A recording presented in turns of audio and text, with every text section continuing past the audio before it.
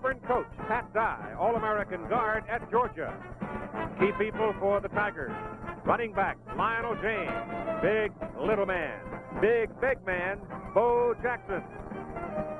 Georgia coach Vince Dooley played quarterback at Auburn. Key Georgia people today, quarterback John Lastinger. And All-American rover Terry Ho coming off an ankle injury but will play. NCAA College Football. This ABC Sports Exclusive is sponsored by Chevrolet, official U.S. cars and trucks of the 14th Olympic Winter Games. Chevrolet and you taking charge. By Anheuser-Busch St. Louis, brewers of Michelob. Some things speak for themselves. By U.S. Armed Forces, it's a great place to start. And by Goodyear, makers of Arriva, the all-season radio. And ready to come into Old Sanford Stadium that's jam-packed, the white-shirted Auburn Tigers. They only stumble on their schedule to a record of 8-1. They lost the second game to the Longhorns of Texas. The head coach, Pat Dye.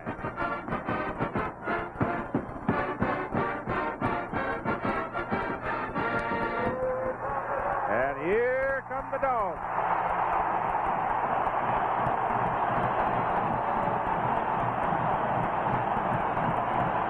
Only a tie in their second game, marring Georgia's schedule. But it took a 99-yard drive in the third and fourth quarter last week to get by Florida 10-9. The head coach, Vince Dooley. And hello again, everybody. I'm Keith Jackson, along with Coach Frank Royal.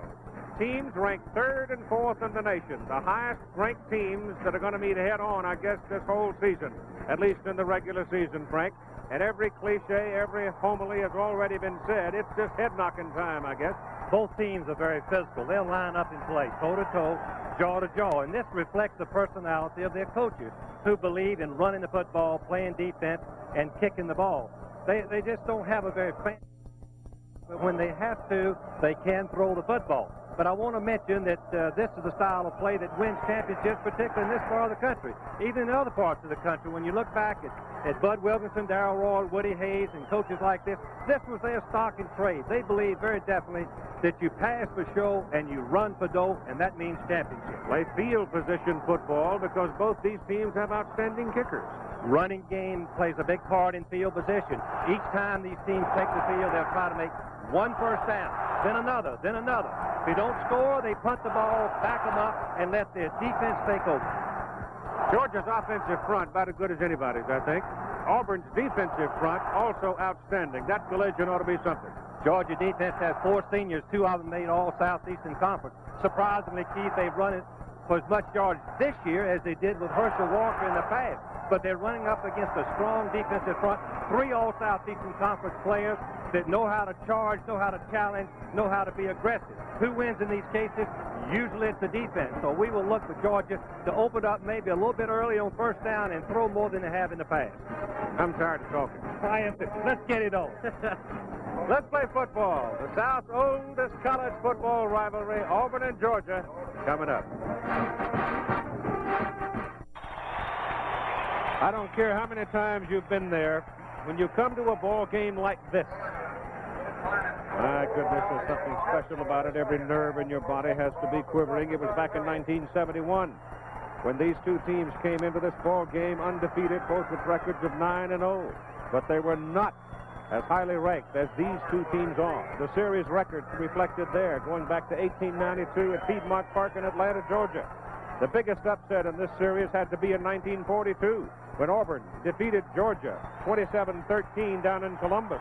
That was the Georgia team that went on to the Rose Bowl. Frankie Sinkwitz, Charlie Trippi, and that bunch. And they beat UCLA 9-0. Georgia has won the toss. Auburn will receive as Georgia elects to take the football to start the second half of play. Now let's check in with our colleague Tim Brandt regarding the health of Terry Ho. Keith, I talked to the trainer. I talked to Vince Dooley. He is wearing high-top shoes, has that ankle tape. He warmed up and says it feels very good. He may not start, but he will play. He said the warm-ups were outstanding. He can't wait to get in this ball game. Jeff Cantrell had a big ball game last week against Florida for Georgia and seemingly would have earned the starting spot, and I would expect that we'll see him out there.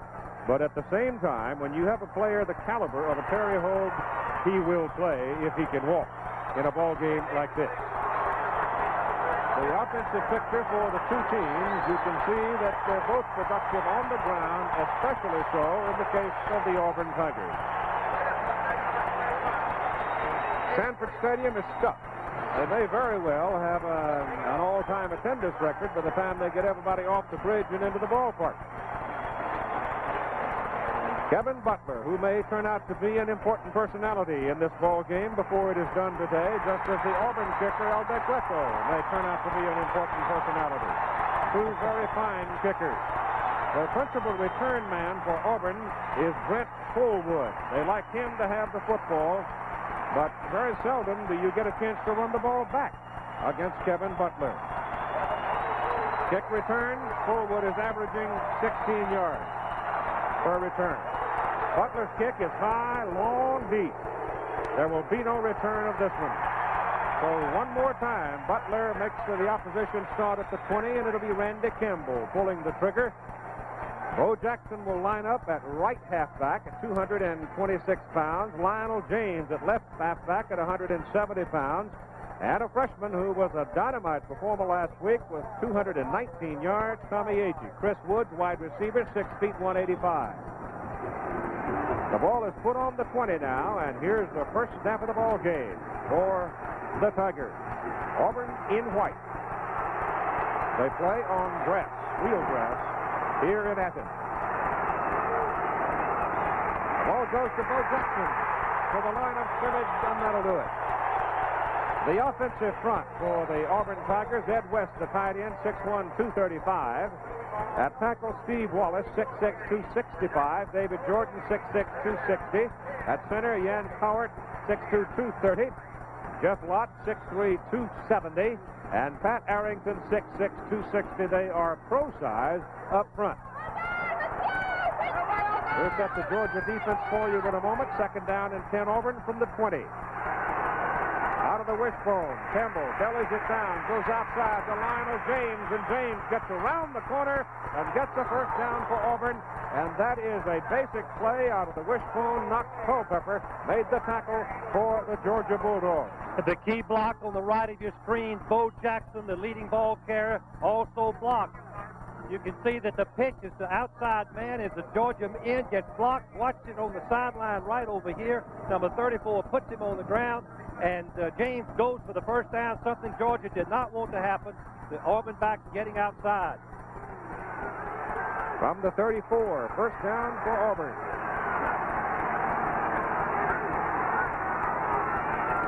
Campbell looking it over and seemingly going to a check off, gives it back to Jackson, and Jackson moves it close to the 39. Georgia's defense lines up this way. The big people up front are Calvin Ruff, Donald Chumbley, Mike Weaver, Kenneth Sims, and Freddie Gilbert. Linebackers are Knox Culpepper and Tommy Thurston. In the secondary, Darrell Jones, Tony Flack, Gary Crantrell, and Charlie Dean. But Terry Hogue will be very obvious before the day is gone. Second down and 6. Campbell gives it to Agee. And Agee, a freshman out of Maplesville, Alabama, is across the 40 up to about the 41. Credit. Penn State comes on in the final minute of that ball game up at State College to beat Notre Dame by a score of 34-30. And TCU leading Texas 14-12 in the third quarter. It was 14-3 at halftime. Second-ranked Texas having all it wants with a Horned Frog. Third down, call it 4 from the 41. And Campbell back quickly. Sets up to throw to James. Lionel James has it, and he's got a first down for Auburn up around their own 48. Knox Culpepper again making the tackle.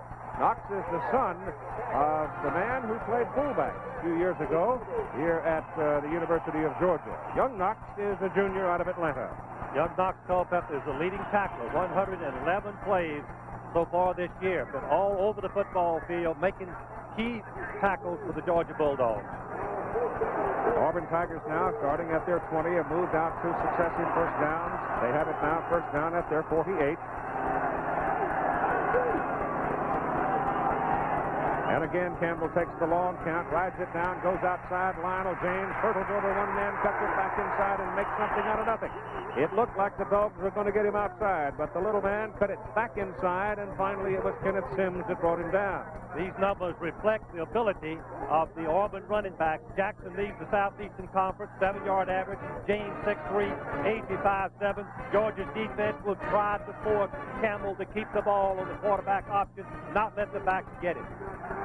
They have not been able to penetrate enough, however, at this point, Frank, to effect that. I think that's a good point. They want to get in that backfield if they can. Jackson is missed in the backfield and goes for a first down after the miss as he reaches the Georgia 40. Knox Culpepper, number 48, coming after him and missed him. Culpepper is going to shoot the gap, knowing that the sweep is coming, but he misses the Jackson in the backfield. As you'll see, Jackson is big and strong, weighs 228 pounds, runs the 60-yard dash in 6.1 seconds. In fact, is faster than Herschel Walker as he beat him in a sprint last spring. And the Tigers are sitting on the Georgia 40 first down, testing the Bulldog defense right out of the starting blocks. First quarter of play, fumble. Campbell dives, covers the ball. Randy Campbell is the fellow that you don't hear much about until you get into Auburn itself and talk to the coaches, and then they will tell you how prominent he is in how the whole thing works for the Tigers out of the wishbone. The wishbone offense is a decision-making offense on the option play. Precision thinking by the quarterback. Very key man, the key man. After the fumble, it is second down, about 10, just outside the 40. Campbell bellies to the fullback, gives it to the fullback, and A.G. is rolled up at the line of scrimmage. And stepping in is Mike Weaver, the big middle guard, 280-pound junior out of Haines City, Florida. Last a yard on the carry. Last week, Tommy H., the fullback, had touchdown runs of 61 yards and 44 yards right up the middle. Bill Lewis, the defensive coordinator for Georgia, told me, we are not going to let him dominate this game. We're going to close in and stop him if we possibly can. It is third down and 6 now, and Auburn breaks the bone. They come up with one remaining back. They've got the two halfbacks lined up in the wingback or flanker spot. It is passing down on 3rd and 9, but that doesn't always read fast. They throw swinging out on a screen to Bo Jackson, and Jackson fights his way down to about the 35, and there the Bulldogs get him and bring him down. So it'll be 4th down and 5 for Auburn. The strength of this Georgia defense is 11th in the nation right now, is on wide plays. They play up and down the line, seldom penetrate on long yardage, difficult to run the screen against them.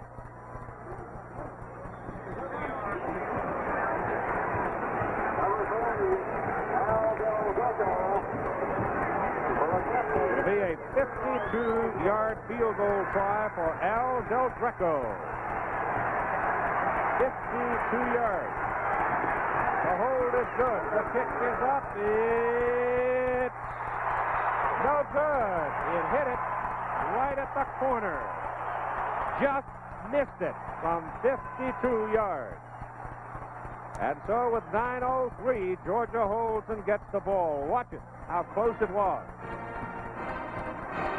Coming down now, beginning to drop, and nicks the corner and stays out. Georgia gets the ball for the first time. They get it at their own 35. Nothing conservative about Pat Dye's decision to try for a 52-yard field goal. In so doing, he gives Georgia the ball with the miss at the 35. Good field position. So let's see what the Bulldogs can do in their first defensive possession. Auburn moved it well until they got to the 35. John Lastinger takes the snap, keeps it. Gets it quickly in the air and overthrows the intended receiver, the fullback, Barry Young. Here's a look at him. John Lastinger, 6'2", 190 senior from Valdosta.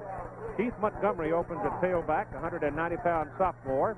Barry Young, the fullback. He started the season at tailback. He's a 210-pounder.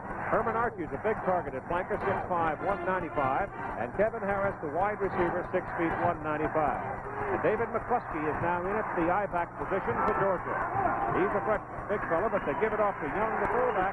And Barry runs it up to about the 39 to pick up 4. Up front, the Bulldogs operate with Clarence Kay, 6'3", 235 at tight end. Winford Hood at tackle, 260 pounds. James Brown at guard, 250 pounds. The center is Keith Johnson. He's a 270-pounder. 255 pounds for the right guard, Warren Gray. He's a puller and a good one. Guy McIntyre, 6'3", 260 at the other tackle. Georgia running at about 50% on the season in third down conversions. Now it's Tron Jackson in a tailback and going in motion. And they swing it out to Jackson, and it goes right through his hands. You better cover it. It was almost a lateral. That was almost a lateral. It was a matter of a foot either way. They call it an incomplete forward pass, and that brings in the punter for Georgia, Chip Andrews. Here's the pass. You can see that Lansing is throwing the ball parallel to the line of scrimmage. The ball does go forward just enough to make it an incomplete pass instead of a fumble. Georgia's offense changed their strategy with respect to the Auburn defense through a pass 2 out of the 3 plays. Chip Andrews averaging right at 40 yards per punt. Trey Gaines, who's a 170-pound freshman for Auburn, is the deep man, and he's way back there showing respect for the foot of Chip Andrews. Andrews doesn't really get all of it, and Gaines will take a shot at it. Gets a good block to the boundary, and he is rolled out of bounds at the 30. It was a 39-yard punt, an 8-yard return with 8:09 to play in the first quarter, and no score between the Dogs and the Tigers. No score in the first quarter this year after Herschel. Better than some people thought. But what about Vince Dooley? Here are his thoughts. Well, it's been a lot of fun so far, and it has been very rewarding because I really felt like we'd have a pretty good football team. I think our team felt that way. Herschel Walker came with a great class, and that class, the seniors now, and I think they have tried to prove that they have not been a one-man football team. They never were in the first place, but I think this year has been special to them, and I'm proud of what they've been able to accomplish so far. Auburn comes up now. Those comments from Coach Dooley yesterday about the 30. First down for the Tigers. Their second possession of the ball game. And Campbell on first down will put it in the air, and he goes deep with it, and the pass is incomplete. The intended receiver was Ed West, the tight end, a senior out of Layton, Alabama, and he was sort of pinched in between two people, one of them being Terry Hogue, who makes his first appearance of the ball game. Terry Hogue will play a vital role in defense against the wishbone. He'll line up mostly at linebacker, and he will be a pursuit man to the plays away from him and a blitzing man on plays to his side. Number 14, consensus All-American last year. Out of Huntsville, Texas, and almost a 4-point student in sciences and genetics. Second down and 10 for Auburn. Unusual to see Auburn throwing first down passes, but they've got to do something against Georgia. They know that. They give the ball to Agee, and for the first time today, Agee finds some running room and picks up 8 yards. Right now, let us check in with Jim Lampley in New York. Couple of pertinent details on these bowl implication games, Keith. The Penn State-Notre Dame game, a wild-scoring affair won by Penn State on a Strang touchdown run with 19 seconds left. UCLA lost to Arizona, missing a game-tying field goal try from 37, won the last play of the game. Now back to Keith Jackson. Thank you, Jimmy. A couple of big scores there. It is third down and 2 for Auburn, and the ball goes to Bo Jackson. And Jackson on pure muscle dives into the middle and grinds away and roots his way very close to a first down. Bo Jackson against Florida 2 weeks ago had touchdown runs of 80 yards and 54 yards. Fourth down and short yardage. They won't go. They're not going to gamble on fourth and a foot. Bo got down into that pile, and Georgia was able to hold him. And so on fourth and a foot, they'll punt with Lewis Colbert coming in, averaging 42 yards per kick. Jimmy Harrell will go deep for Georgia. Lewis Colbert, quite a story himself. High hanger. Jimmy Harrell has no choice but to call fair catch. Back just inside the Georgia 20.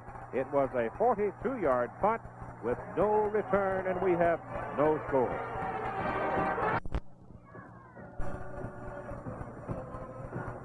.706 to play in the first quarter. Georgia gets the football, first down, just inside their 20-yard line. Keith, I guess people would wonder, why did Georgia and Auburn both throw on first down in the last possession this early? They're trying to break the trends of what they've done in the past and try to catch the other team making a mistake. Scott Williams at fullback, David McCluskey at tailback for Georgia as they line up in the I. McCluskey with the ball. And he slashes in there, and he moves it out to about the 24-yard line. Here's a look at the Auburn defensive people now, and they're good ones. John Daly, Doug Smith, Dow Ottman, Donnie Humphrey, and Quincy Williams, the big people. Linebackers Greg Carr. He came into this ball game with 116 tackles. The other backer is Jeff Jackson, David King, Jimmy Warren, Vic Beasley, and Tommy Powell, the secondary. They're second down and 6, short 6. And Lestinger, the quarterback, keeps the ball, fumbles the football, and Auburn covers it. Auburn has the ball at the Georgia 23 as Lestinger was hit, and the ball popped loose from Quincy Williams. Big Quincy, a senior from Douglasville, Georgia, comes up with a recovery. Watch 99, Doug Smith, Doug Smith's right arm. He's going to whip the blocker first. It's an option play. The quarterback's got it in both hands, so watch him strip the ball with his big right hand. Doug was all Southeastern Conference last year as a defensive tackle. A big play for him right there.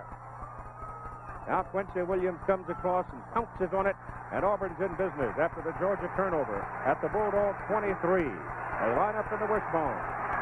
Ed West is flexed to the left. They've got a wide man to the top. And the ball is pitched outside to Lionel James, and James gets away from one, and Culpepper runs him down and out of bounds at the 19. Here we watch the Auburn coaches talking to their defensive people about the Georgia offense. Since the Texas game, Auburn has averaged 411 total yards, 33 points on offense. Wishbone teams have a tendency to get better and better as the season goes along. Second down, long 5 near the 19.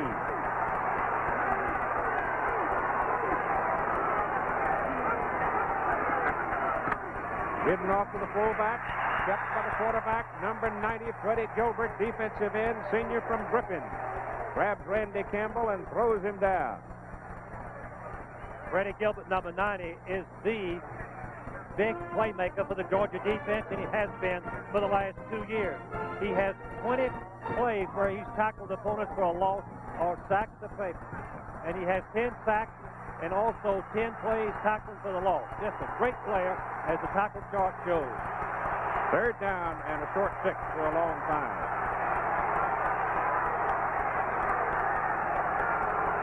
Chris Woods is flanked out of the picture. Campbell goes along the line, keeps it, and turns upfield and gets the first down for Auburn as he got inside the 15 and then cut it back before Darrell Jones brought him down. Campbell weighs 165 pounds. Here we look at Pat Dye, who's turned 3 college programs around, East Carolina, Wyoming, and now Auburn. Randy Campbell, number 14, is the catalyst, to quote Pat Dye, old comments of this offensive unit. He has to make those decisions in both the running and passing. It is first down at the Georgia 12. Ball goes to Bo Jackson, bounces to the outside, and he's caught behind the line of scrimmage. Breaks tackles, gets inside the 5, down at the 3.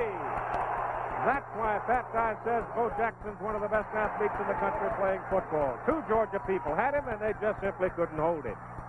Bo Jackson is just a sophomore, but he is so big and so strong. He really doesn't know how good he can be. But watch this illustration of what a big man can do when he's got his shoulders turned downfield and wants to go for that goal line. Just a sensational run by Bo Jackson, the sophomore halfback from Auburn. The ball is on the 3. It is second down, 1.5 yards for a first down. 3 yards from the goal line. Campbell outside. James got a block. Touchdown. Bo Jackson opened the door for him.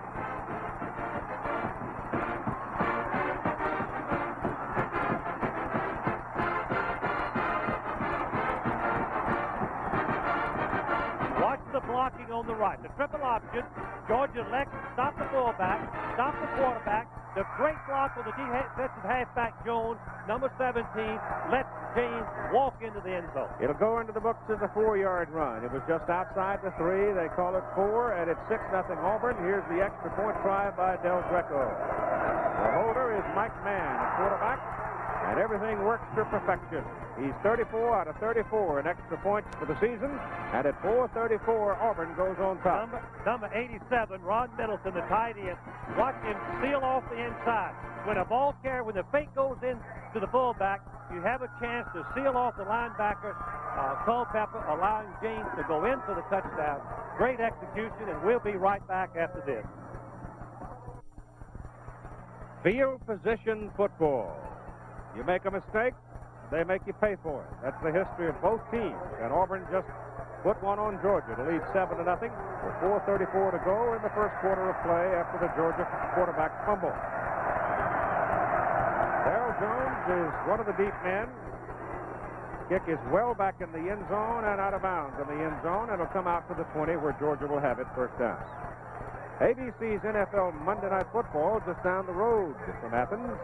It'll be played in Atlanta. The Los Angeles Rams and the Atlanta Falcons getting after one another in NFC Western Conference battle. Be a good one. The Los Angeles Rams have probably the rookie of the year, and Eric Dickerson, the running back, really having a sensational first season with the Rams. Gorgeous day. Just a few wispy clouds. Beautiful day for a game of football. And Lestinger puts it up. Goes down the sideline. The pass is incomplete. It was on the hand of Herman Archie, but Jimmy Warren was there with just enough bother to cause him to lose it. Archer is going to run a pattern that gave Auburn trouble last year in this ball game. Going out in the flat, the quarterback fakes the ball to him, then he turns deep.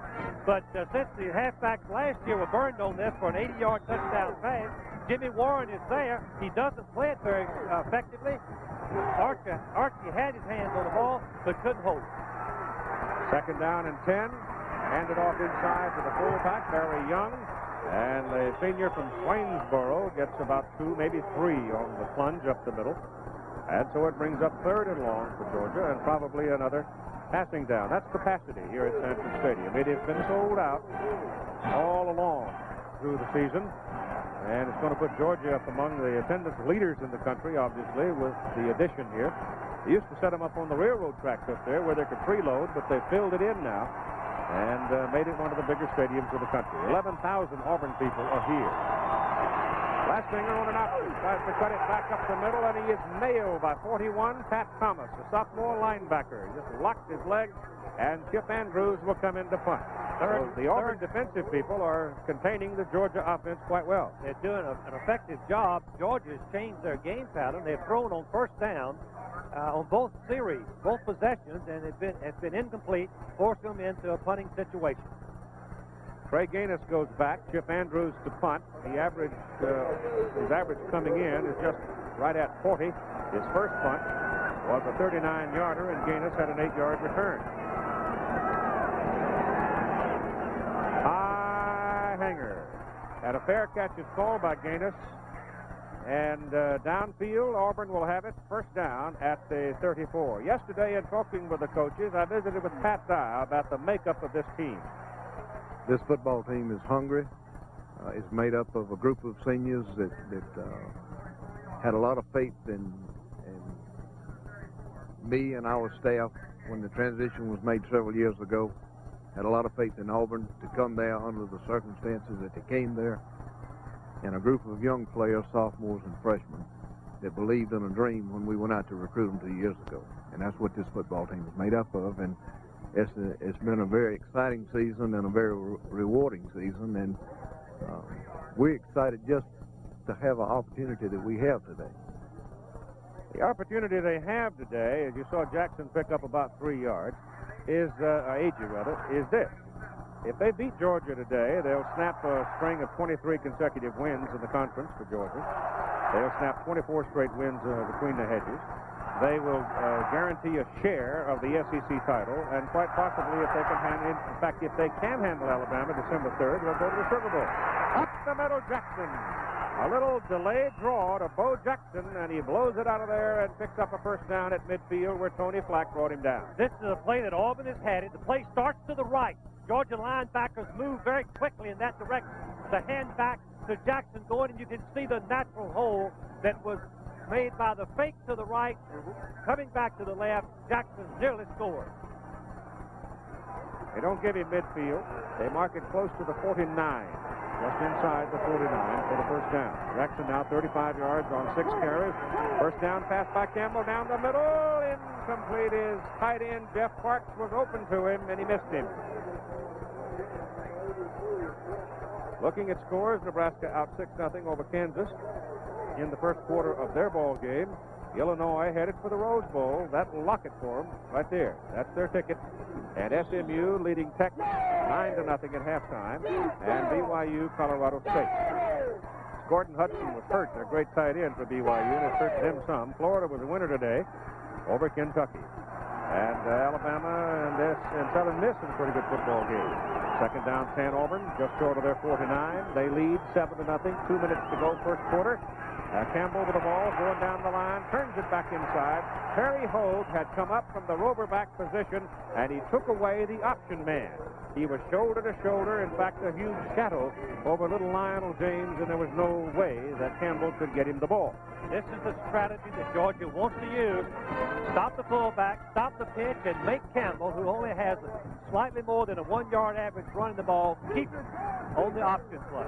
Very well played by the Georgia defense. Upset there as Virginia bounces back after a loss to Georgia Tech to beat North Carolina. And the Tar Heels having their problems in the latter portion of the season. On 3rd and long, 3rd and 7, Campbell has good protection. Whips his pass, it is complete. Good to Jeff Parks. And Parks has the first down for Auburn at the Georgia 40. Good poise by Randy Campbell, the quarterback. Most wishbone quarterbacks won't stay in the pocket that long.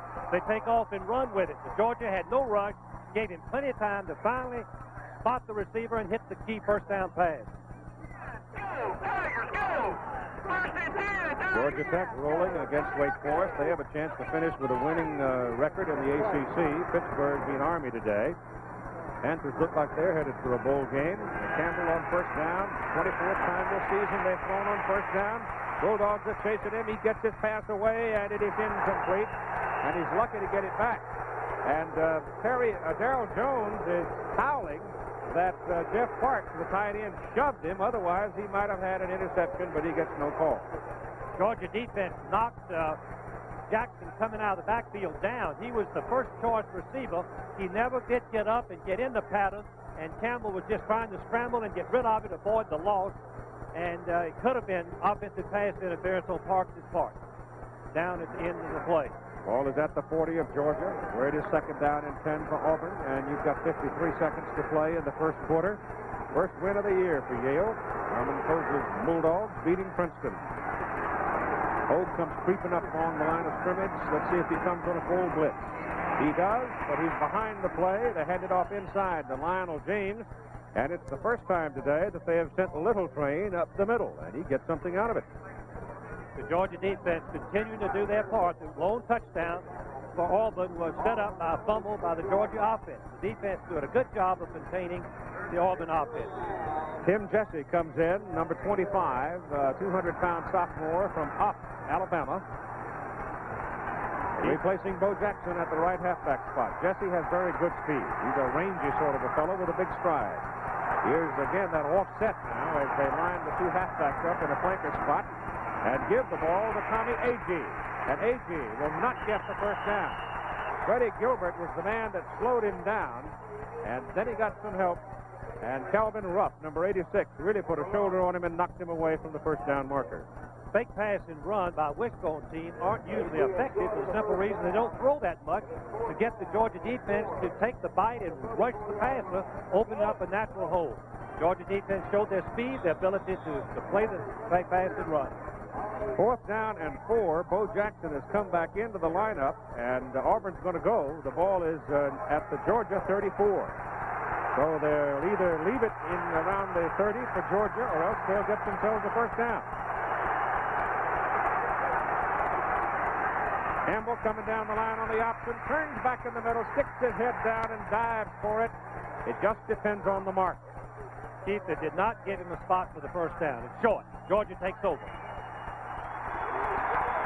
And the first quarter comes to a close. The Georgia defensive unit have their spirits picked up by their hold on it. And after 15 minutes of play, it's Auburn 7, Georgia nothing. Cool, bright, sunny day in Athens, Georgia. The Bulldogs yet to make a first down in the game. Have the football at their 31, first down. Auburn leading 7-0. Archie goes in motion, pitch back to Montgomery. Keith Montgomery tiptoes around the left side and moves out to about the 34, where they knock him out of bounds. And here are your first quarter stats. You see Georgia's having difficulty in moving the ball. 2 possessions, no first down. Auburn has moved the ball effectively between the 30-yard line. Got a break, untimely fumble by the Georgia quarterback, setting up the 1 touchdown. Auburn dominating both offensively and defensively in this first quarter. Second down and 7 for the Bulldogs at their 34. Outside, Montgomery cuts it back, finds a hole, dives for the marker. He's across the 40 and close to a first down. Gerald Williams, defensive tackle, sophomore out of Valley, Alabama, makes the tackle for Auburn. They will measure. The referee is Dick Burleson, the umpire Harold Johnson, linesman George Shuford, line judge Bill Schroer. Field judge is Ron Gilbert, and the back judge is Billy Tees. Just short. Third down and inches for Georgia. As we look at the officials, I would like to point out that the change in the Georgia offense this year is option plays with a quarterback last finger, keeping the ball and making yardage. He's averaging over 4 yards a try, rushing the football, and that does include the sack. That average. They send in a second fullback, Scott Williams. David McCluskey, a 215-pound freshman from Rome, goes in at tailback. So they try to get as much leverage as they can. It figures Young will get the ball. He does. And he's got the first down. The thick Georgia offensive line gets a good surge most of the time. Jimmy Harper and Guy McIntyre, both all SEC last year returning. You had to pick and match the team. Auburn's defensive front and Georgia's offensive front are the strengths of this football team. That is the first down of the ball game for Georgia. Ball is sitting at their 42 with Montgomery and Young now. The setbacks behind Lasker. Oh, man. John gives it to Montgomery, and down he goes. Shooting through. And making the tackle is Gerald Robinson, the defensive end. Big sophomore from Notasulga, Alabama. Number 99, Doug Smith, was all confident. Let's see what happens to him. Up the top of your screen, you're going to see Guy McIntyre, number 94. The old saying of the offensive coaches, keep your base and stay off your face. That means you can sustain your block. That's a perfect example by Guy McIntyre. Ball is on the 39, a loss on the play of 3 yards, second down and 13. Lestinger showing pass, puts it up, got a man wide open and missed him. Kevin Harris had broken free by 3 yards, and Lestinger's pass was wild. He's 0 for 4 now. Keith, the theory behind that play is we watched Vince Dooley, who's one of the most highly respected and admired people in our profession. Won national championship, 6 Southeastern Conference, 14 bowl games.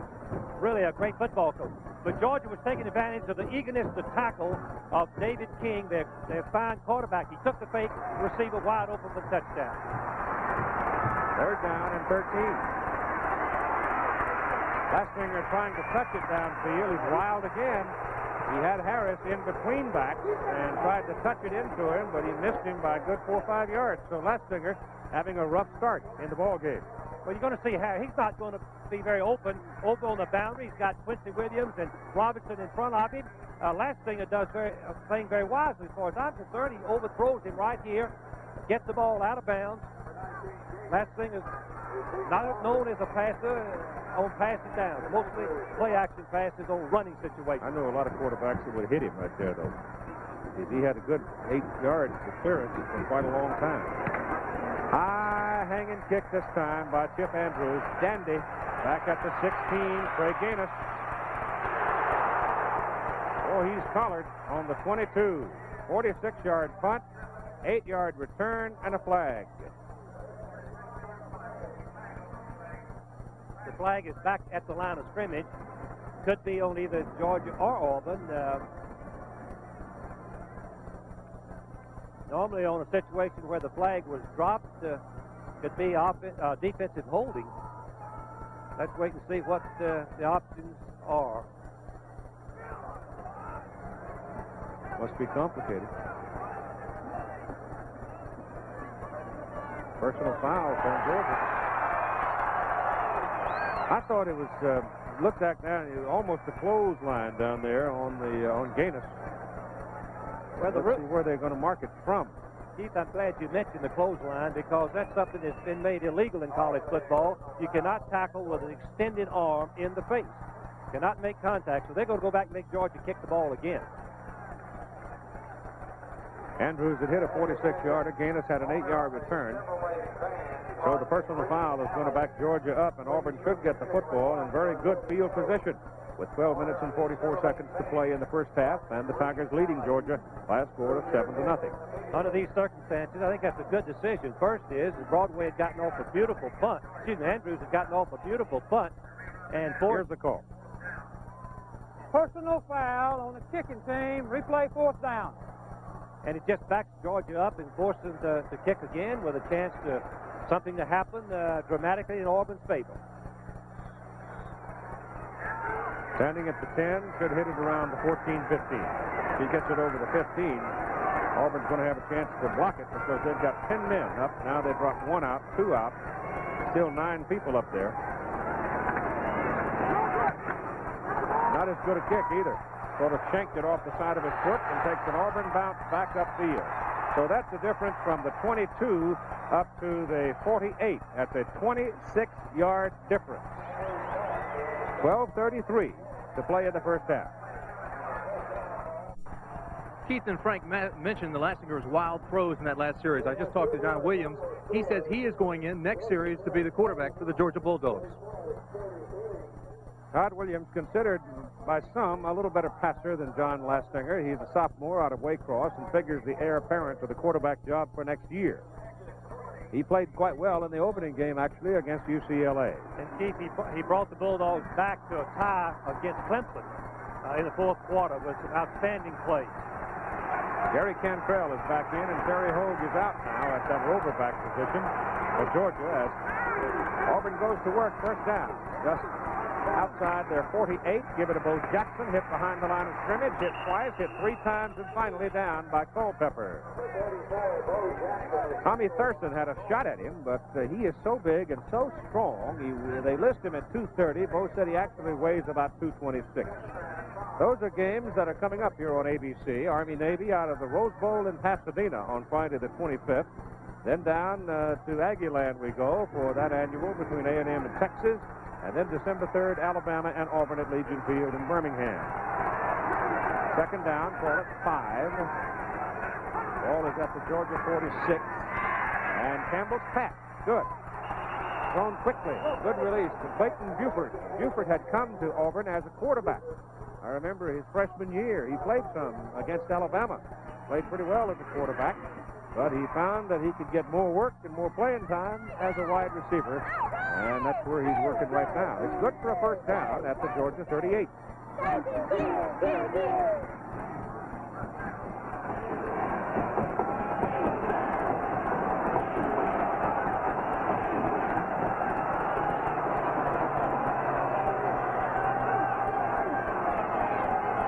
Campbell checking off. Georgia jumps. Number 52, Henry Harris, a freshman from Decatur, just absolutely couldn't contain himself anymore, and he took a jump at it, and he jumped too soon.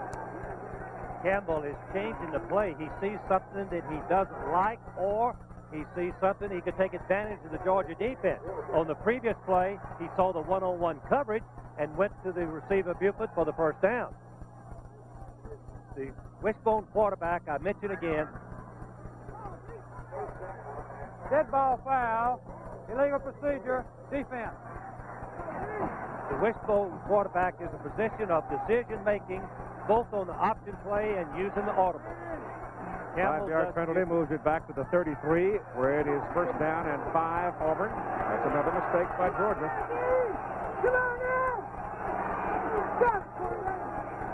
Campbell pitches it on a reverse. It goes to Buford coming back. Good coverage by Georgia. And he runs it inside the 30 down to about the 29. Here again, Jim Lampley. Another big day for the statisticians in Nebraska, Keith. Mike Rozier in the second quarter has 21 carries for 195 yards. This was his third touchdown run of the day. He has broken Lydell Mitchell's season record for touchdowns rushing with 27 this year. He's going to have his third straight 200-yard game. Back to Keith Jackson. Boy, that Nebraska, they can hit you so many ways, but in particular, Rozier. Wow. It is second down, 1.5 yards for the first down for Auburn. Ball at the Georgia 29. And Campbell keeps it.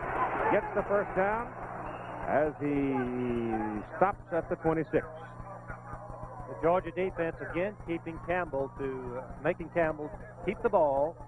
The old theory, you bleed slow with a quarterback keeping the ball that's not a good runner. It gushes against you when you let Jackson and James and A.J. break into that secondary. The Golden Eagle of Auburn, War Eagle in Texas, came from behind. They were trailing 14-3 at halftime, came back to beat the Horned Frogs of TCU 20-14. Jim Wacker almost pulling off one, and TCU has been a big problem for Texas through the years of their competition. They drive Darrell Royal crazy, didn't they? They certainly did. They have upset Texas late in November and knocked them out of the Cotton Bowl a number of times in the last 3 decades. It's first down Auburn. Ball is on the Georgia 26.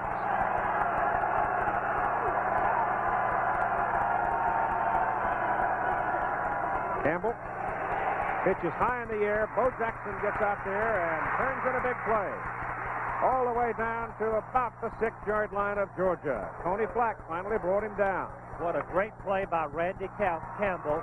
The option play. He's going to pitch it out as he is being grabbed by the Georgia player. The fullback is not there. Fullback blocks Culpepper. Makes a tremendous block. Watch him just throw the ball out. Now watch this big frame Jackson turn it on. 18, Dean misses him. And he outruns a couple of Georgia Bulldogs, and finally Holt comes all the way across to assist in the tackle. Underneath that stack was Tony Flack, number 8, and he's the man hurt on the play. Jackson now, 8 carries and 60 yards for Big Bo, and it's first and goal to go Auburn at the Georgia 6. Pat Dye told me yesterday they have to devise ways to get the ball to Jackson at least 15 times a ball game, and to James 15 times a ball game, and so they run plays other than the wishbone to get this done on some occasions. That was a triple option that Georgia let the ball be picked, something they didn't want to happen. I think it's interesting, too, as Flack now gets up and runs off the field. He's all right. But to give you an idea of something of the ability of Bo Jackson, Frank, he runs most of his plays left-handed. In fact, he is a right-handed person, and it obviously is easier to run right. But Jackson doesn't do it very often. Most of the time, he goes left. Keith, that's a very good point. It's awkward for him at best, running to the left. First and goal for the Tigers, Georgia 6. And it's Jackson. Back into the middle, picks up 1 to the 5.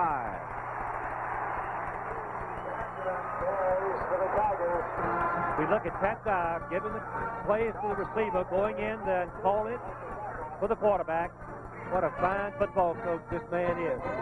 And how he fits into the Auburn plan, and the Auburn people love him. Keith, I think it's a perfect marriage in the coaching profession and with the school. He loves Auburn, and Auburn loves him. Black is back into the lineup now for Georgia. Second down goal to go at the 5. Campbell gives to A.G. And he's right about the 2. Last week, Georgia against Florida, Florida penetrated the Georgia 20-yard line 6 times, came away without a touchdown, 3 field goals. So the Georgia defense knows how to play with their backs to the wall. As we look at Vince Dooley, very concerned right now. There's Pat Dye, 2 very fine coaches, been in a lot of big ball games in their time. Third down and goal to go from the 2 for Auburn.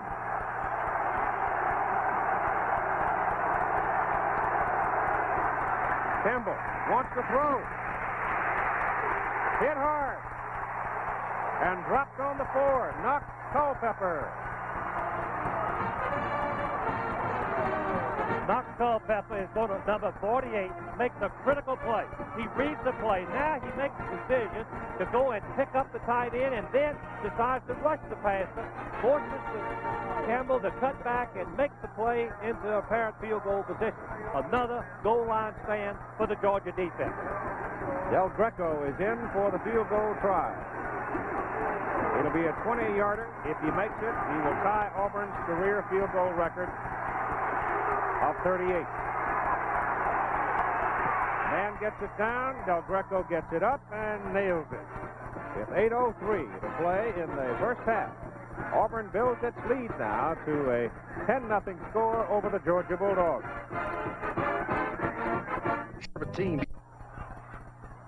10-0 ball game.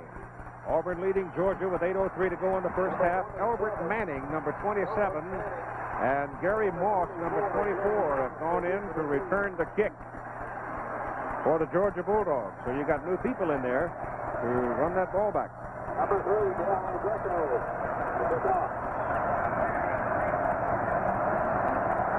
Del Greco kicks it off high. It's in the end zone. No, he's not.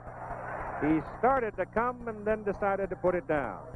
Here's Terry Hogue on tradition.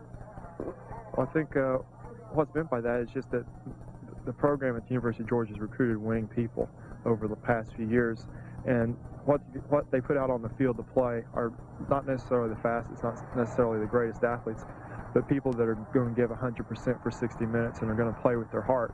And as corny as that may sound, it's going to win football games for you if you're willing to fight it out until the last play and never accept defeat until the clock runs out. And I think that everybody on the football team has that attitude, that we're going to find a way to win, and we're just going to keep fighting until it happens for us.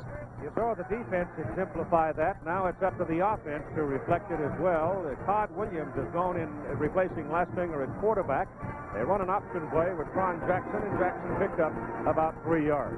Just talking to Vince Dooley about his running backs, he told me yesterday it's been difficult to recruit running backs because Herschel Walker was their tailback and would have been for another year. Georgia's net yardage right now is -3. 17 yards. They've lost 20 on penalties. Williams' pass in the air off the hands of Thurman Archie, incomplete. And it's 3rd down and 7, and the Bulldogs just can't get anything going offensively. Todd Williams is a good option quarterback and has had better success passing than Lastinger. Number 15, changing quarterbacks can ignite the team on some occasions. That's what Georgia's hoping for right here. Auburn defense continues to outmuscle the Georgia offense. Those 3 big guys up front are really rough. And they're big and tall, tough to see over. Williams turns it back upfield, finds enough daylight to get the first down. Todd Williams runs it out to the 33, where Quincy Williams brings him down. If Georgia ever needed a big play, it was right there. Williams made it. It was a bootleg pass. Means he's going to fake one way and roll back for a pass. But Auburn had penetrated across, and look at the hole that Williams has when he decides to run, and he knows where the first down marker is, and he dives and makes it. Took a pretty good lick getting it, but he got it. And it's out on the 33, first down for Georgia. Option down the line. Williams keeps it, turns up across the 35, gets it up to about the 37. That's 4 yards, 2nd down, 6 coming up. And there's the time remaining in the first half of play, with Auburn leading 10-0. Gain of 5 yards. Georgia's offense needs to assert itself right here, make something go down, and where they can go down the field and have a chance to score before the half. Be very crucial for them. 2nd down, 6.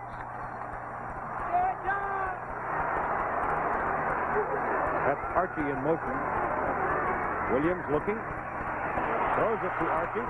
Archie's out here one-on-one. He's 6'5" and weighs 195 pounds. The Auburn man had him short of the first down marker, but he just put his shoulder into him, and he carried Jimmy Warren for a ride and got the first down. Looked like.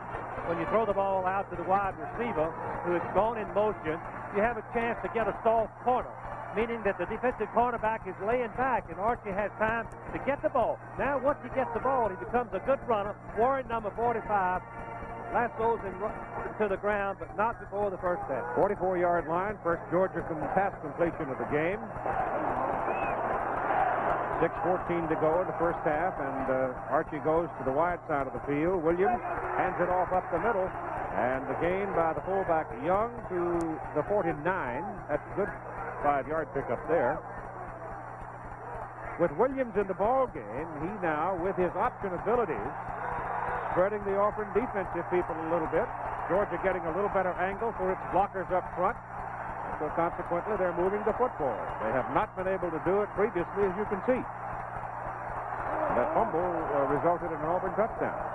Young goes in motion. They give it quickly to number 25, Tron Jackson. Jackson, the fastest of the group of backs, perhaps, but he could not turn it upfield as David King, a junior from Fairhope, Alabama, came in and brought him down. David King, number 27, the cornerback, is an interesting story. He came on the Georgia campus 2 years ago and started after 1 week of practice on the first team and has started every game since. Came on the Auburn campus. On the Auburn campus, excuse me.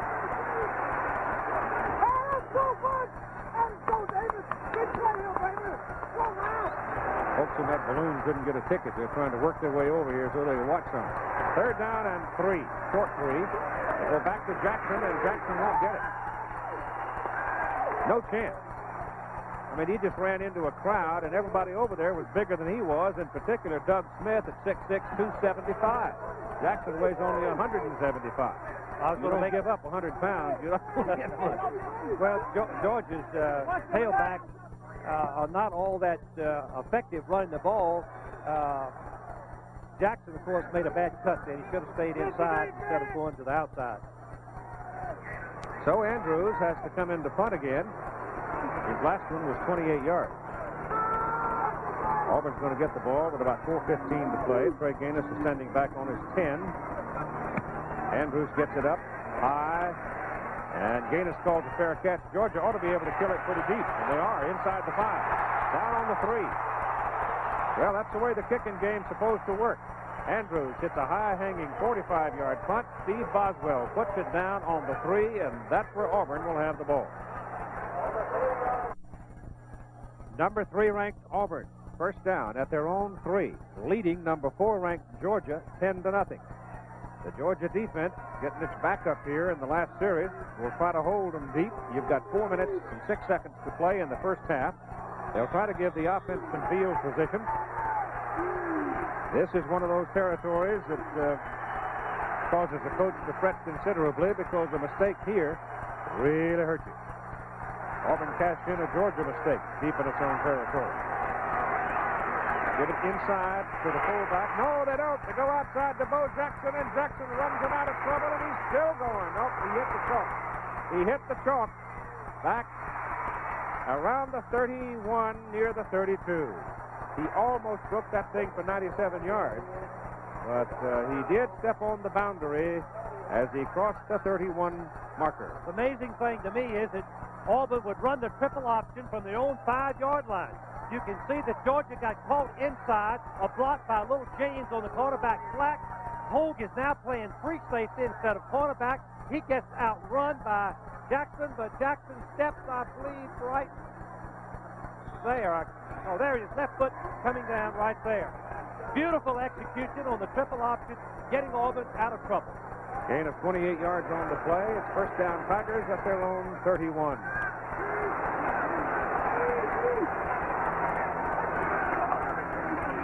Give it to the fullback. And Agee. Well, Georgia's handling him all right. But James and Jackson are tearing him up on the corner. Freddie Gilbert, number 90, is the big defensive lineman that Georgia relies on to stop the play. He's stunning to the inside.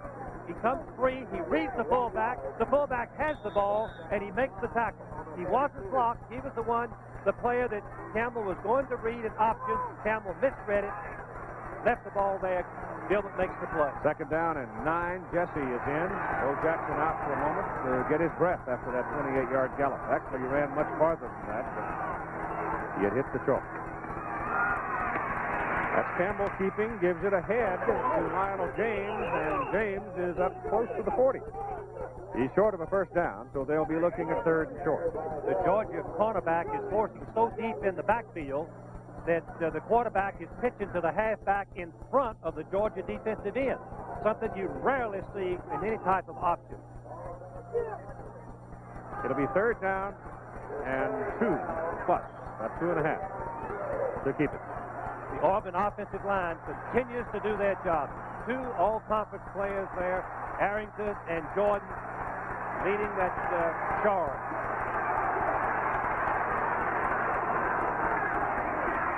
Outside, Jesse having trouble holding on to the ball, and Georgia stacks him up for a big loss back inside the 35. Andy Loy, a sophomore from Knoxville, was out there, and when Tim Jesse on that high pitch had trouble controlling it, they're lucky they didn't lose it. The kamikaze charge of the cornerback coming across right there, makes the play.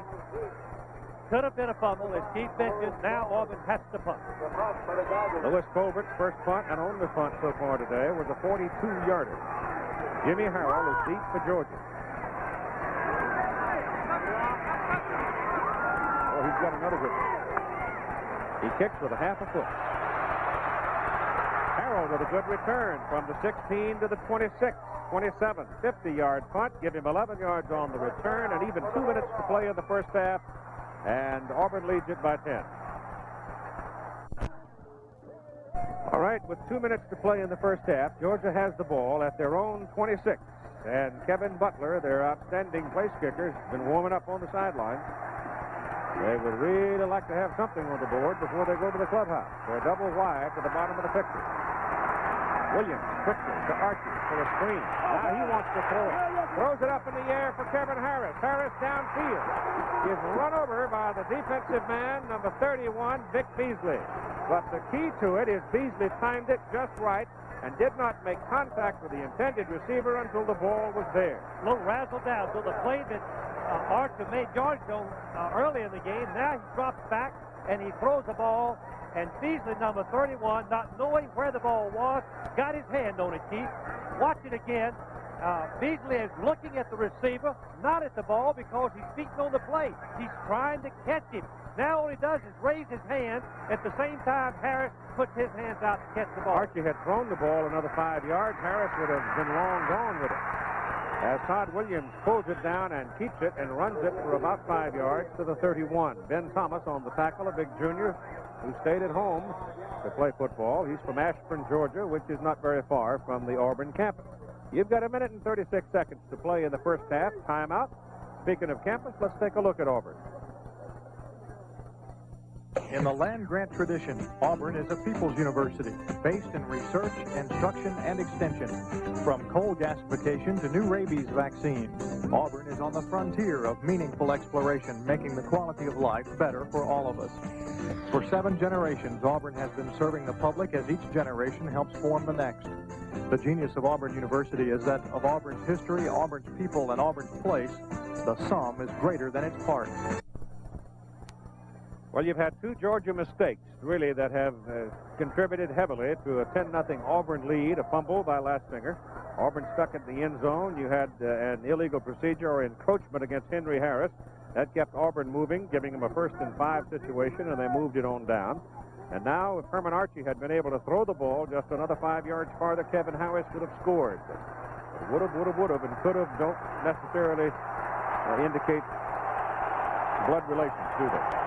3rd down and 4.5 as Williams puts it up, and it is batted down. He delivered the ball, and he wound up hitting Greg Carr, the Auburn linebacker, right on the number. So it's an incomplete forward pass, and it brings up 4th down. Carr, number 54, has had a sensational year. The coaches say he's one of the best linebackers they've ever seen. He's right in the line of fire of the pass to Kane, and when he jumped, Williams just couldn't get the ball over his head.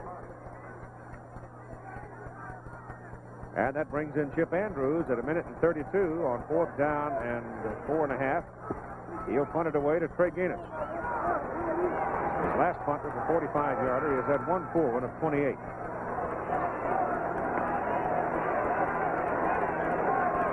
Get out, man! Get Gets it out. Pretty good kick. Gaines comes up for a fair catch. at the 35. And there Auburn will have the ball with 1:25. Now, this is a very good time to go to your gadget play if you've got one. We'll see whether or not Pat Dye decides to do it. Next Saturday on ABC's Wide World of Sports, the world's top professional skaters competing for honors in New York City and the World Weightlifting Championships from Moscow. That's at 5, ABC's Wide World of Sports, 5 Eastern Time next Saturday. Auburn is going to the double wing. They're going to try to score again if they possibly can. Campbell back, throws it to Bo Jackson. And Jackson in traffic is tripped up. Number 57 got a hold of him, Kenneth Sims, and took away his legs. But even so, the big guy gets something out of the play. Moves it up to about the 37.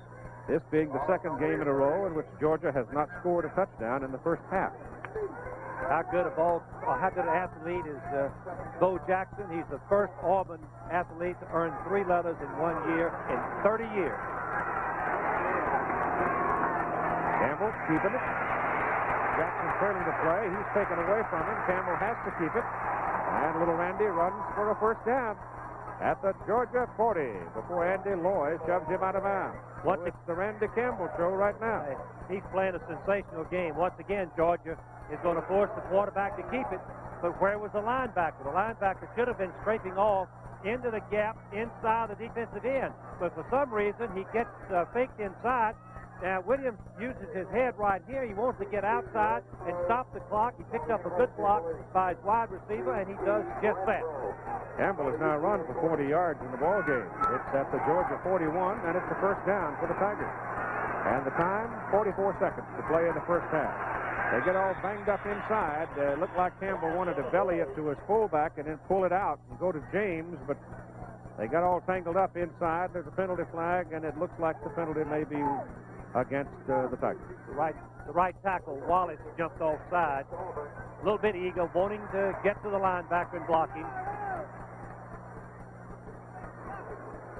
Well, having no gain on the play, Georgia elects to take the penalty, moves Auburn back to the 45. That is the first Dead penalty. ball foul, illegal procedure, offense, first down. What do we've had? One flag against Georgia and one against Auburn. They're whacking the daylight out of each other, but they're doing it within the rules. There were 2 fouls against Georgia. That penalty on the kick formation, punt formation, that was ended up with a key play. Making the catch, Tim Jesse, swinging out of the backfield. He picks it up at the 35 of Georgia, mark it inside the 35, and now Auburn spends the timeout with 33 seconds to play in the first half. They can move it down another 15 yards, then Del Greco's going to have a shot at it if they can't get it into the end zone. Meantime, let's look at scores that are games that are in progress or have been completed. Nebraska big over Kansas in the second quarter, as you see. The Illini on their way to the Rose Bowl. That win right there did it for them. Mike White really doing wonders up at Champaign. SMU and BYU both leading in their ball games. Ohio State headed for a major bowl. Would seem to me the Ohio State-Michigan game is going to be a big one. And Clemson just hammered Maryland 52-27. Well, once again, the coach's theory that the team that makes the most yards rushing will win 80% of the games in college, and Clemson just proved that point once again. Guy running the scoreboard in that Georgia Tech-Wake Forest game got to be tired. There's Missouri, and the Tigers trying to put themselves in a postseason bowl as well. It is second down and 4 for Auburn. Just inside the Georgia 35. Ball quickly to Lionel James. He pops out of the crowd and gets the first down. That stops the clock now to move the chains at the Georgia 28 and 25 seconds to play in the first half. Terry Hogue on the tackle for Georgia. And timeout, Auburn. As we look at Pat Dye, Georgia played the screen perfectly, but the elusiveness of Gaines allowed him to break in the secondary and make the first down. Make the first down. Baylor becoming quite a factor in the Southwest Conference now, and UCLA had a chance to tie on a field goal as time ran out in the ball game out there. And Washington State trying to win their 6th against 4 losses, with Oregon, Paul Wiggin having been fired at Stanford during the past week. Interesting number about the Auburn football team. Their quarterback has not been sacked in 25 quarters. That's been a long, long time. Look at Ben Bennett of Duke, passed for 442 yards against North Carolina State and scored on the last play of the ball game. It was, what was it? 21 to 6 or something like that. 26 to 3. To 7 going into the final quarter. Keith, the key here is that Ben Bennett only needs 56 yards to pass John Elway, and he has a chance, 246, to pass Jim McMahon as the all-time career passing leader. From the 27 of Georgia, first down Auburn, 25 seconds to play, first half. Randy Campbell keeps it. They go to the tight side of the field, and Campbell. Did he get out of bounds? No, he did not, Keith. The official has not stopped the clock. They run to the boundary side of the field. Georgia filled it up over there, and there's really no place for him to go, and now time is picking. They try to get one play off, try to pick up. No, can't do it, Keith. Nope. Can't do it. So with 6 seconds to play, I would think Del Greco will come on. Auburn has no timeouts remaining, and that's what we're going to get. Keith, I guess we should mention that Del Greco has a little bit of a wind to his back. We're going from our left to right. This will be a 42-yard field goal. Well, he's got plenty of legs for that. Yes. The holder is Mike Mann. The snapper is Brian Delaney. Del Greco is from Key Biscayne, Florida. Mann is from Sylacauga, Alabama. And Delaney is from Rome, Georgia. So there are 3 states represented in this trio. They're going to call it a 41-yard field goal, but the ball is actually closer to the 42. This will be a new Auburn career record for touchdowns, 39, if he makes it. 6 seconds to play in the first half. The holder is the quarterback, Mike Mann, who could possibly fake the field goal and try a pass. But I believe they'll go for the... I think they'll kick it. Yeah, they'll try to kick it. That's the best percentage play.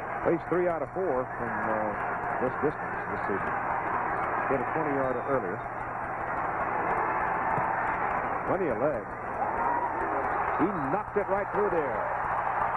And time runs out at the end of the first half. And the Auburn Tigers, an impressive first half for them, as they go to the locker room leading the Georgia Bulldogs by a score of 13-0.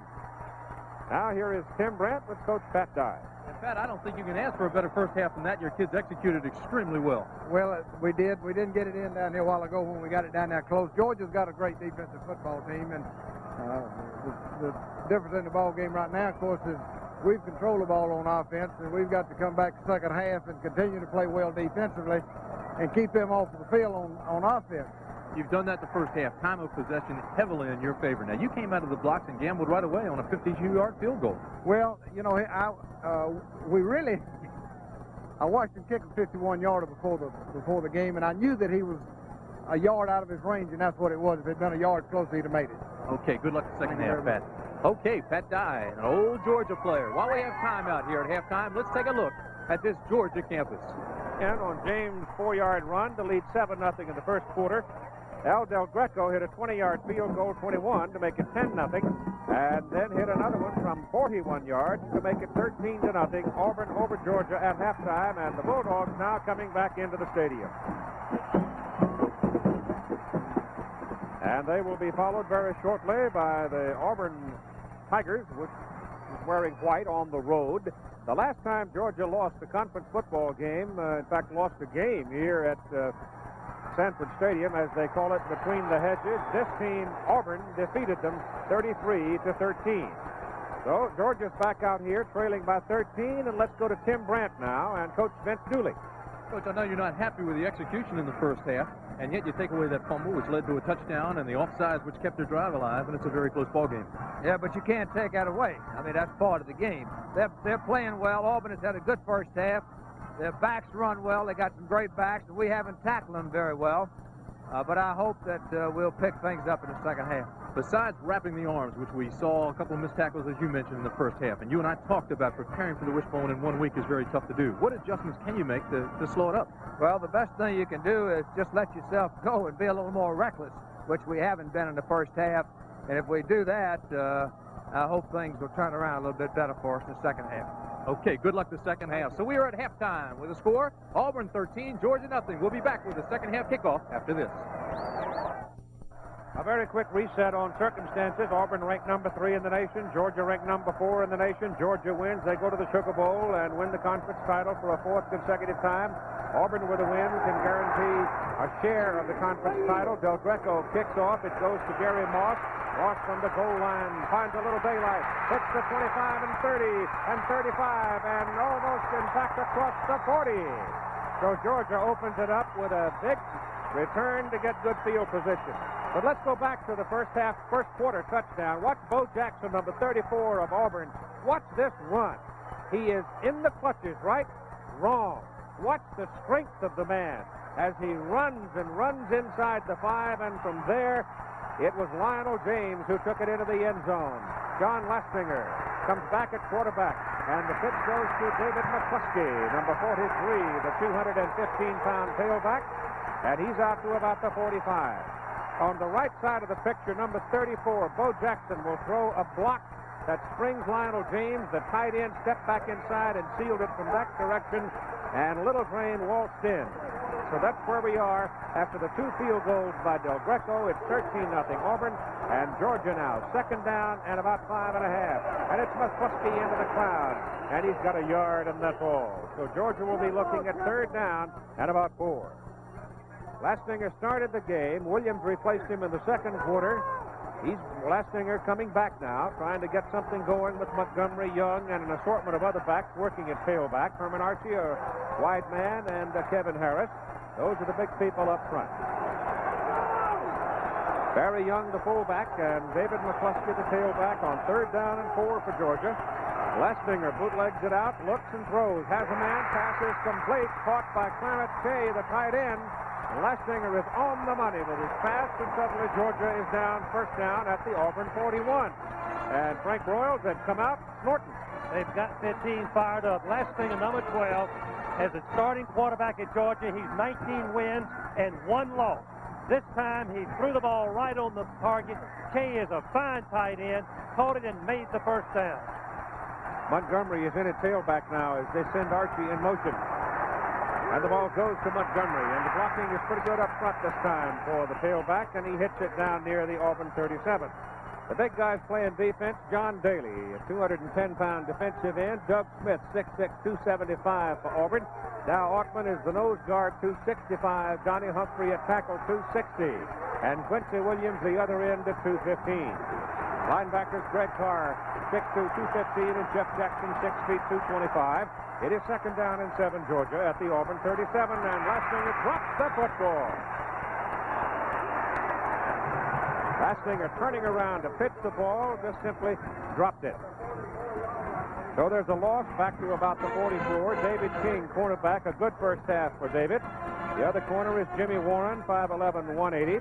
The safeties are Vic Beasley, 6 feet, 185, and Tommy Powell, 5'10", 190.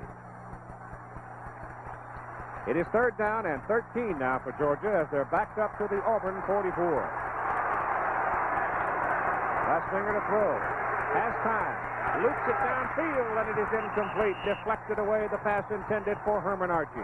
It is kind of strange to me in this particular ball game, Frank Broyles, that Clarence Kay, their big tight end, one of the best in the country, has been thrown to only 1 time. Herman Archie, on the other hand, they've thrown the ball at him quite a few times without success. The ball was thrown late by Lastinger. Archie was open momentarily, but Powell, number 9, the defensive quarterback, came back and deflected the pass. So that opening flurry by Georgia, getting the ball over on the Auburn side of the field to start the second half, is turned away by the Auburn defense, which has been dominant so far in the ball game, forcing the punt by Chip Andrews. It's a tail dragger, and it goes into the end zone. He was trying to roll it out of bounds in the corner, couldn't do it. Auburn will come out 1st down at the 20 after a 44-yard punt. Calvin Ruff is a freshman, a red shirt, out of Eatonton at defensive end. Donald Chumley's a big tackle at 240 from Savannah. Mike Weaver, the nose guard, 280. And Kenneth Sims, 245. Tackle with Freddie Gilbert, an All-American, All-Conference, 250. Cox Culpepper, the leading tackler on the team at linebacker, and Tommy Thurston, 235, the senior linebacker. And it's 1st down now as Randy Campbell has had quite a day for the Auburn Tigers. He sets them up first down at their 20 with that wishbone offense. One of 4 teams in the country still using it. And the ball goes to Lionel James. Makes a good cut back into the traffic and picks up 5 yards. The Georgia defensive secondary, Darrell Jones, a senior at one corner. Tony Flack is a sophomore at the other corner. Flack has been hurt once in the first half, but coming back. Terry Hogue is a consensus All-American playing Rover. And Charlie Dean is the free safety at number 18. So it's second down and 5 for Auburn. The Plainsmen have controlled the ball game to this point. Have made no real serious mistakes in the ball game so far. Campbell getting pressure. Knocks Culpepper. Has got it. Back at the 21. Culpepper likes to blitz. Makes the big play. He reads the play as a pass. He's coming. Campbell, the quarterback, is trying to scramble, and this is the first time that the Auburn quarterback has been tackled for a loss in over 26 quarters. Culpepper makes a great effort. He stays relentlessly after the quarterback. There he makes the play. Big, big play for the Georgia Bulldogs, and they needed it desperately. It'll be third down, about 8 from near the 22. Belly it off to the fullback, Tommy Agee, who had a 219-yard game against Maryland last week. Agee gets almost nothing out of it, and it brings up 4th down. So the Georgia defensive unit, which has played very well, does its job. And Auburn now will have to kick it away. Auburn punter is in the ball game. Lewis Colbert has had 2 kicks so far, a 42 and 50 yards. Averaging 42 yards on the season. Gary Moss is deep for Georgia. No pressure on Colbert. Good high-hanging kick, and Moss has to call fair catch and does.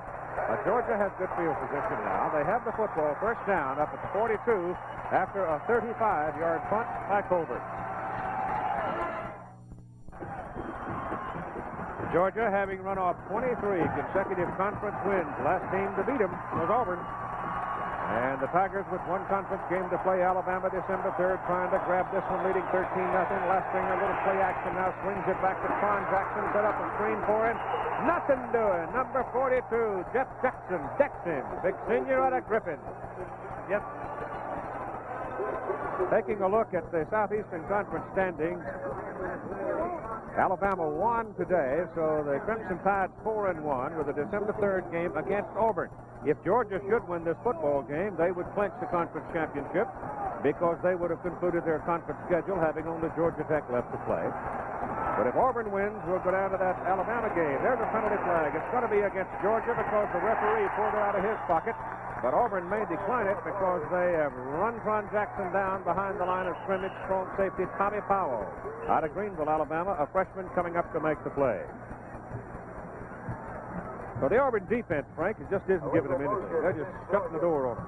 The Auburn defense is so big physically that the Georgia team cannot run against them, and so they're going to more of a play action and short passing game. Illegal motion, offense, decline. George Hampton, the offensive coordinator, told me that might be the possibility that Auburn would be so strong that they'd have to change character, depart from what they've done best all year, and try to open up their passing attack. That seems to be the case right now. It is third down. The ball is sitting on the Georgia 37. They need 16 yards to keep it. Lastinger on a deep drop. Goes deep downfield with it. He's got Harris out there, and Harris has got it. Made the catch between 2 defenders, but there is a penalty flag thrown back up at the line of scrimmage. That thing is going to make a beautiful throw. Harris is in behind the safety. He lays it up, lets him run under the ball, but Georgia is called for holding or illegal use of the hand. The play comes back. Watch the pattern that Harris runs. Auburn defensive backs are known to play very tight and vulnerable in behind them. You can see that Harris runs right behind Warren, number 45, and behind Beasley, the safety man, number 31. Tough break for Georgia. Illegal use of hands, offense. Well, again, the penalties hurt Georgia. Mistakes in the fumble and penalties have played a major part in Auburn's lead so far. It is third down now and 21. Lastinger has good protection, gets it out to Tron Jackson, but there are two Tigers waiting for him at the 39. The first one was Greg Carr, who leads the team in tackles, and that'll bring in the punter, Chip Andrews, on fourth down. When you got mobile linebackers like Carr and Jackson both run 4.6 and 4.7, you don't worry about those short passes because you can come up, concede them first, and come up and make the tackle for short gains. Chip Andrews about to hit his 7th punt of the ball game, and when you punted 7 times in the middle of the third quarter, your offense hasn't been doing a whole lot. Auburn drops off, leaving 8 men up front. Good kick by Andrews. Trey Gaines called a fair catch. He did it back at his 11, but had he not made the fair catch, Georgia had a chance to kill it deep. That was a 49-yard punt, and we've got a timeout. Number 14, Auburn quarterback Randy Campbell, very efficient. Here's what his coach said about him yesterday. I think that, if we could pull this thing off, that Randy Campbell's story would have to be one of the fairy tales of all time in college football. What he has done with his college career, just out of sheer determination and guts and class and integrity and working, and I mean he has drained himself of everything that he's got to put Auburn where it is today. He's 6 feet tall. He weighs 165 pounds. He probably has no chance at a pro career, but he's had a great senior season for the Auburn Tigers. And he sets them up now, first down. They put it at the 12 of Auburn. Tigers are leading 13-0 here in the third quarter of play. That's Bo Jackson, bolting to about the 16. Keep going back to Pat Dye. I closed my eyes and listened, and I thought it was Bear Bryant talking. Of course, Pat coached for Bear for so long. He is a lot like him in many ways. Many ways. That ain't too bad. That ain't too bad. It's right. Second down and call it 5.5.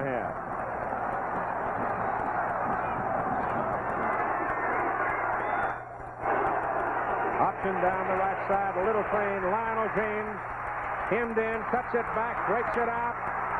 Still going. First down, Auburn out at the 34. The Georgia defense played it perfectly. James should have been tackled or could have been tackled behind the line of scrimmage. You cannot play the option any better than Georgia plays it, but you have to make the tackle. As Vince Dooley said, they haven't been tackling good. Well, a lot of it is because of this young man right here. He's probably the most elusive ball carrier in the Southeastern Conference. Only 5'7", 170 pounds. Not much speed, but he's hard to tackle. And it's a first down. Ball is at the Auburn 34. Working the triple option to perfection. Of course, once they get in traffic, it's up to them, and Jackson and James have done a heck of a job, and this time it's Agee carrying. Lionel James has now passed 2,000 yards, Frank. He's got 2,008. He is Auburn's third all-time running back behind Joe Cribbs and James Brooks, and that's pretty flashy company. That is fast company indeed, and he must be the smallest back in many years in the Southeast, at least, that has had over 2,000 yards. You look back over Auburn's history, and they have had great running backs year after year after year. Go back as far as you want, and they've had great running backs. It is second down and 7. And Campbell options it down the line and keeps it to the 40. They'll be looking at third down and 5. Here's an example of the Auburn running backs that are playing in the NFL. We recognize those names as outstanding ball carriers, and that's just ones in recent years. As Keith mentioned, they go way back. One of the great upsets in this colorful series that started in 1892 was in 42 when a fellow named Monk Gafford cut him up. The only Georgia loss of that year. They went on and won the Rose Bowl game against UCLA.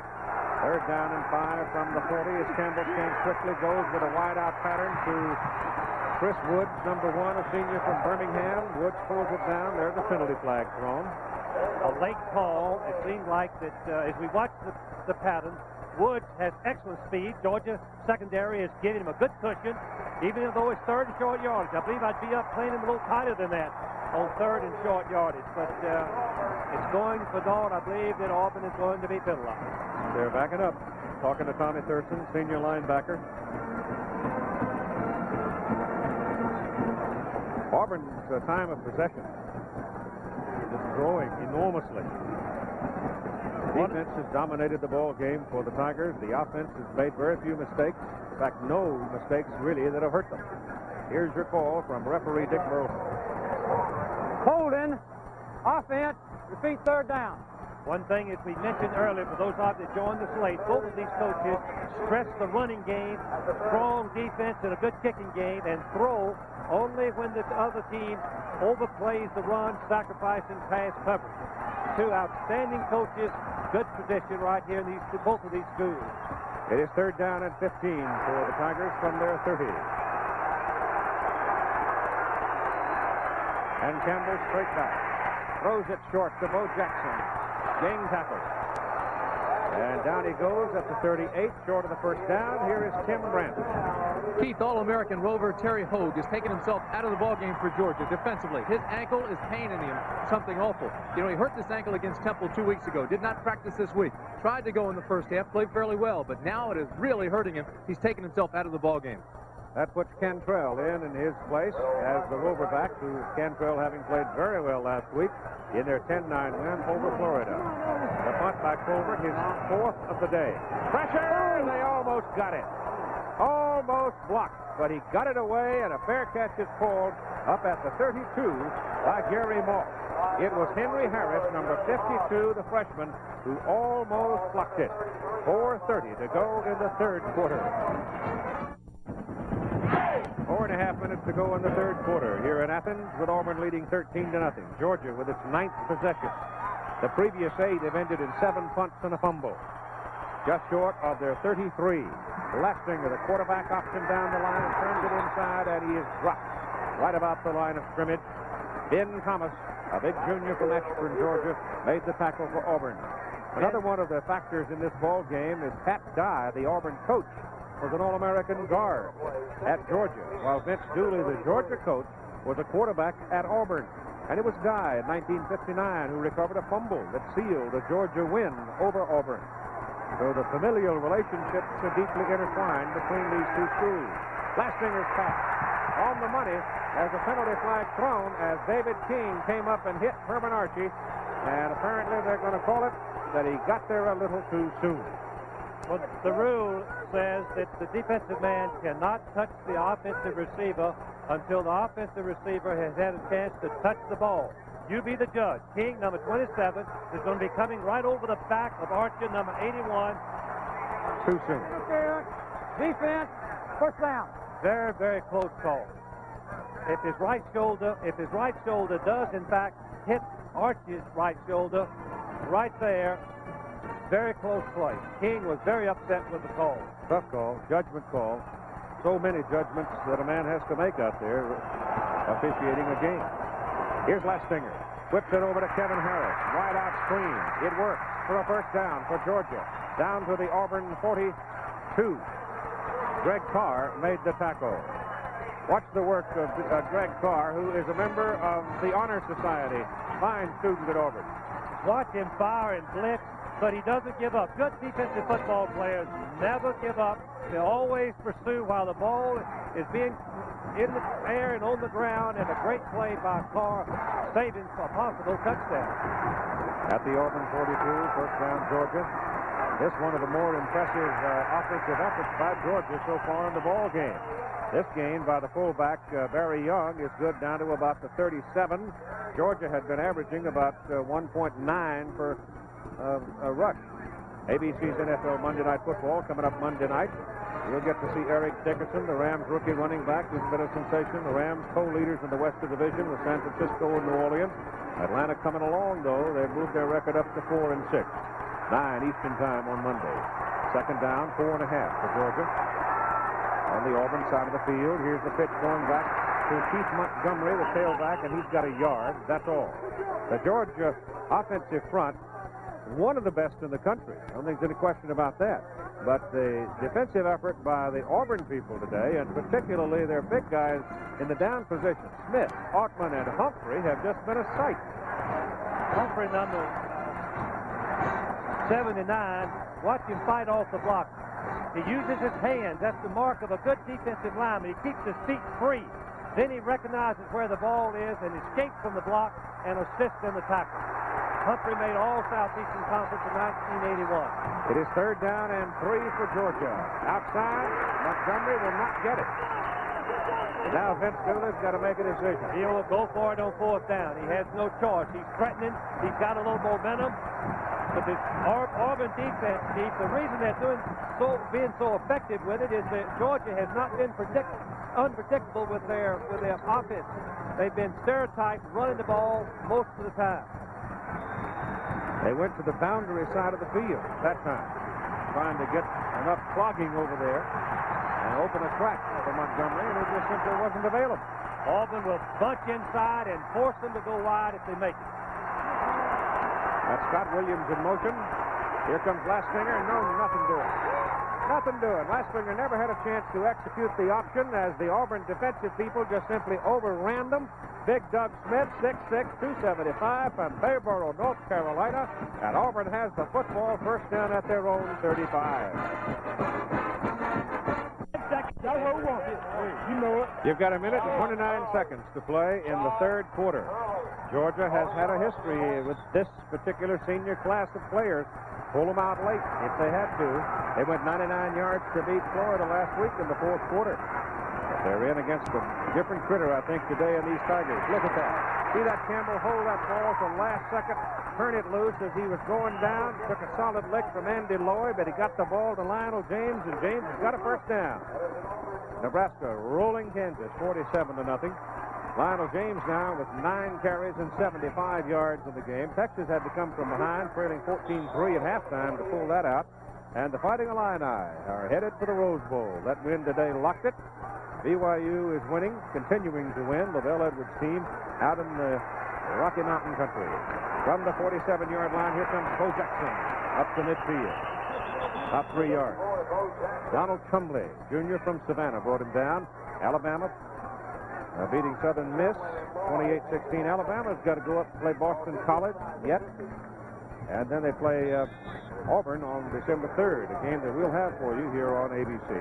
If Auburn continues to hold its lead and wins today, and if they can handle Alabama and Birmingham, they're on their way to New Orleans in the Sugar Bowl, their second conference championship. Last time they won it was 1957. Only time they've won it. Second down and 7. Campbell runs that belly series. Keeps the football. The ball is loose, and he rolled over on top of it and regained it as Freddie Gilbert had a hold of it. Oh, Freddie Gilbert, number 90, has to make some big plays if Georgia's going to win. He's been their big playmaker. He's crashed into the inside, gets blocked momentarily, but he has the ability to fight outside, and he makes a leaping dive and knocks the ball out, and it rolls right back. Campbell's alertness recovers it for Auburn. And the third quarter is over with Auburn leading 13-0. We'll be back after this commercial message and the word from our local station. We go to the final 15 minutes of this 87th meeting between Auburn and Georgia. The Tigers have the ball at their own 46, third down and 12. Leading 13-0. And Campbell back. Throws it short. And it is caught at the Georgia 49 by Ed West, the tight end. And he took a lick from Gary Cantrell, but he hung on. West is going to be crossing in front of the linebackers. Campbell just holds the ball until he gets open, but it's such a short game. Georgia's defensive people, Campbell in particular, make a fine play and stop him short of the first down. And in comes Lewis Colbert to kick. Gary Moss is deep for Georgia. Fifth punt of the day for Auburn. What of a knuckleball downfield. Moss fine with it. Finds a little room. Comes across the 20, out to the 23. Third quarter statistics. George, Auburn's defense continues to dominate the game. The amazing thing is strikes out. Total yards for Georgia, 85 yards. They've been rushing for 250 yards a game. They've rushed for 46, giving Auburn plenty of opportunities to use their offense, and they lead 13-0.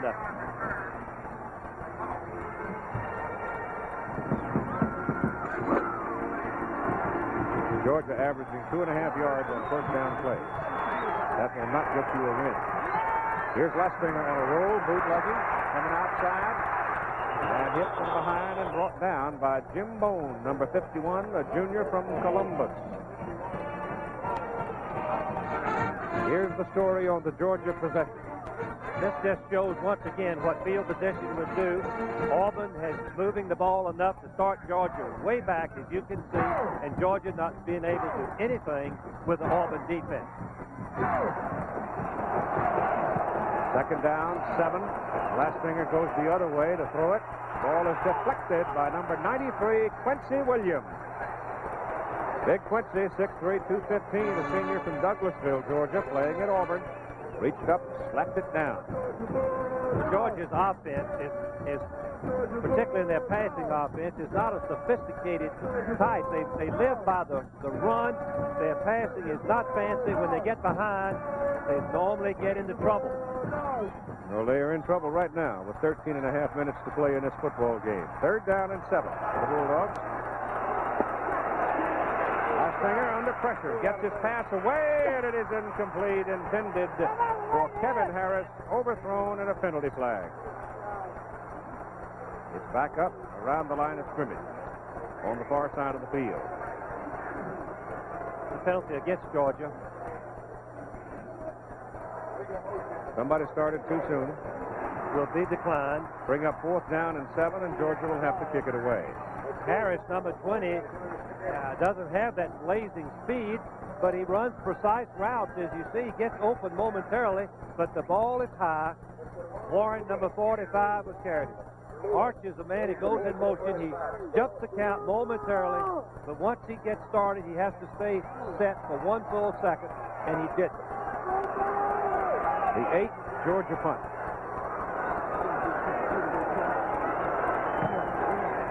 Good. Trey Gaines, fair catch at the 34. So the Tigers will have good field position. They're on 34 after the 40-yard punt, leading by 13. With 13:21 to play in the football game, Auburn now figures to stay on the ground and just challenge Georgia. Keep the ball up. Georgia's got to make something happen by taking chances, something dramatic. Inside, Lionel James on a little counter, and he moves it from the 34 out to the 40. Looked like for a moment that James was going to make a long run. The hole opened up, but Georgia defense reacted very beautifully and recovered and made the tackle. That's Todd Williams warming up on the sidelines. He came on in relief of Lestinger back in the second quarter. Lestinger just hasn't been able to make anything happen. Second down, 4. James out. Allen Evans, number 33, in replacing him. Campbell stands up. Quick release to the sideline. Chris Wood gets the first down for Auburn on the Georgia side of the field. Near the 45. Tony Flack making the play. He had given him a lot of cushion. When you have an experienced quarterback like Campbell, you look up and you see the Georgia quarterback giving a 10-yard cushion. You change the play. You tell Woods to go out and catch the ball and make the first down. It's the easy way to do it. You don't see the Georgia defensive back Flack come into the play until Woods had turned down and made extra yardage. Campbell now is 10 out of 13, 7 to 9. He's hit 7 in a row. Bo Jackson. Did he fumble? Georgia says yes. The officials don't. Well, Auburn fumbling, preventing the fumbles is something outstanding on the wishbone. Let's watch it again. This is a pitch sweep. Jackson's favorite play. scored twice against Florida on this one play. He cuts back. Once his shoulder or any part of his body touches the ground other than his legs or his hands, while he's in possession of the ball, it's a dead ball. And I believe that's what happened, Keith. He was on the ground when the ball popped out. Second down, 7. Ball at the Georgia 41. Jackson hammers over the left side. Big 226-pounder. And he's close to a first down at the Georgia 35. Oh, he's strong. Georgia Tech beating Wake Forest today. And Penn State scored in the last seconds of that ball game to beat Notre Dame 34-30. Big day for Kenny Jackson and a big day for Alan Pinkett. And Syracuse in the Dome beat Boston College 21-10. Jack McNell had worried about that game for weeks. Sure enough, he was right. Yeah, Keith, Syracuse has had a good football team. They've played everybody close. Third down, a knee to foot. They call on Lionel James to get it. And the spot they give him is over the 35, and that will be good for the first down. 10 minutes and 39 seconds to play in the football game. Jackson now has carried 14 times for 104 yards. James has carried 10 times for 81 yards. Georgia would like to get a fumble, but Auburn last year in 12 games only lost the ball turnovers 14 times. This year, they've turned the ball in 9 games over 14 times also, only 28 in 2 years. Remarkable, remarkable achievement.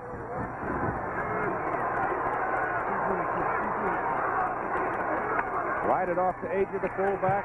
Campbell keeps it, and Campbell runs it to the sidelines, and he picks up close to 8 yards on the carry. Georgia's captain, Tommy Thurston, had Campbell for no gain, but Campbell just faked him. Thurston went to the ground. Campbell picked up the good yardage. Couldn't play any better. All Thurston had to do was make the tackle, and he couldn't do it. Here's the offensive backfield of Auburn. You can see how they share their responsibilities, the carries, the yardage, and the wishbone. That is what we are accustomed to seeing. Knox Culpepper right now in the ball game, the leading tackler for Georgia, came in with 116. He's added 17 today.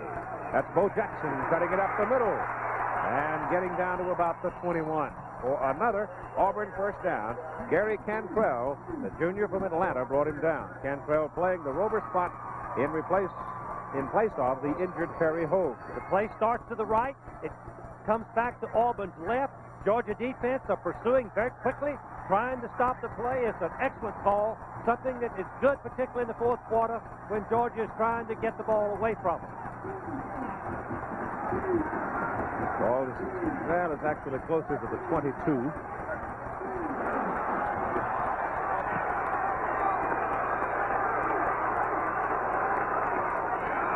Off to Agee, the fullback. The offensive line surge escorts him for about 3 yards.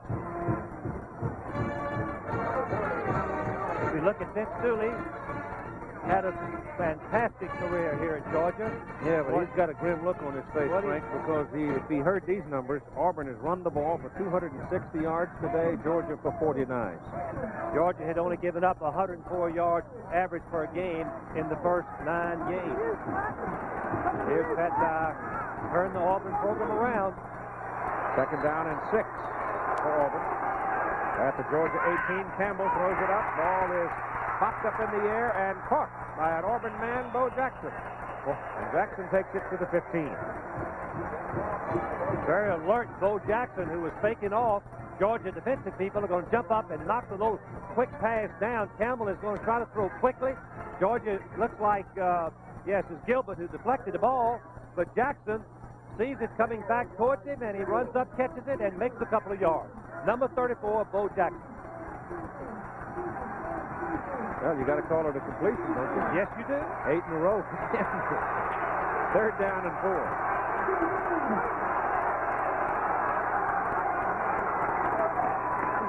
James. They hit him behind the line of scrimmage, Tommy Thurston. But Thurston could only get one arm on him, and he couldn't hold it. And he runs it down to about the 13. He's a yard short of his first down. It brings up fourth down. He's actually 2 yards short of it. And in comes Al Del Greco, who has kicked 2 field goals already. He puts his tee down at the 20. He has now moved into the lead as Auburn's all-time leading scorer and all-time career kicking leader as well. Mike Mann holds it. Del Greco nails it, but he hooks it. He had it way up in the air and into the crowd, but he hooked it out of the upright. So he misses from 30 yards with 7:02 to play in the football game. The football throughout this game.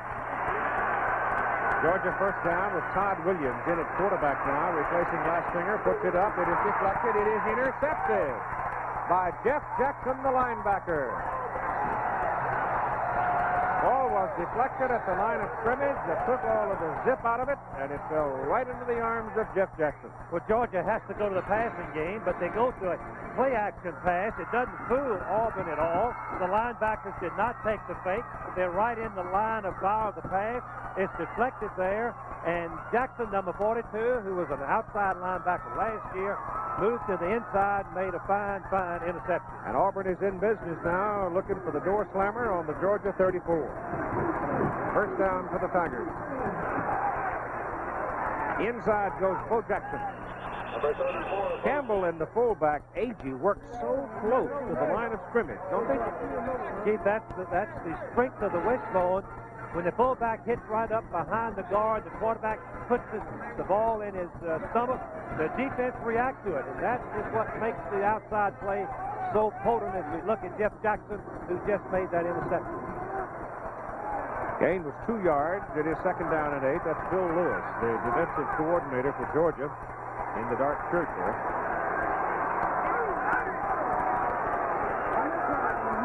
On second and 8, Campbell goes to the air with it, hits Buford, and Buford runs it inside the 20, fights his way on down to about the 17, and at Auburn first down. Darrell Jones, the tackle. Pat Dye told me that he lets Campbell change the play at the line of scrimmage anytime that he sees something that might work. Once again, Georgia's cornerback playing very deep, very soft, gave too much cushion to the Auburn receiver Buford. There's the score by quarters. Call it the 18 where they mark it. And the first down for the Tigers. 5:54 to play in the game. Clock running. He's checked it again. Rides it off to his fullback. Pitches wide to Jackson. And Georgia cuts him down. Coming across, Charlie Dean with a rolling block, taking the feet from under Jackson. Here's exactly what Pat Dye predicted for the ball game. Randy Campbell is a winner. He has those intangibles, and he had a great game today. 12 out of 15 for 95 yards. Last 8 in a row. He said 9 in a row. 9 in a row, yes. Ball just short of the 15. Second down, short 8, long 7. Jackson again. Dives in there. A couple of yards. The Georgia defense continues to fight valiantly. They've been put in very difficult positions by the Georgia offense. Ineffectiveness. Hard to stay out on the field for the whole ball game and stop a team like Auburn that has the backs that are breakaway threats on any down.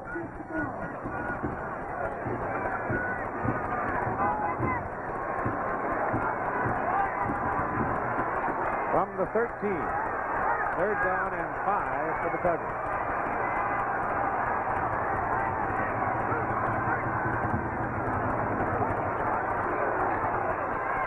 Lionel James into the stack right about the line of scrimmage. Just setting up the field goal. If they didn't make the first down, putting the ball directly in front of the goal post. Del Greco comes in. El missed from 30 a few minutes ago. And they let the clock tick along, using all the time they can. They got a pretty good break because that 25-second clock didn't reset for about 3 seconds. This will be another 30-yard try. He's hit from 20, hit from 41, and missed from 30 today.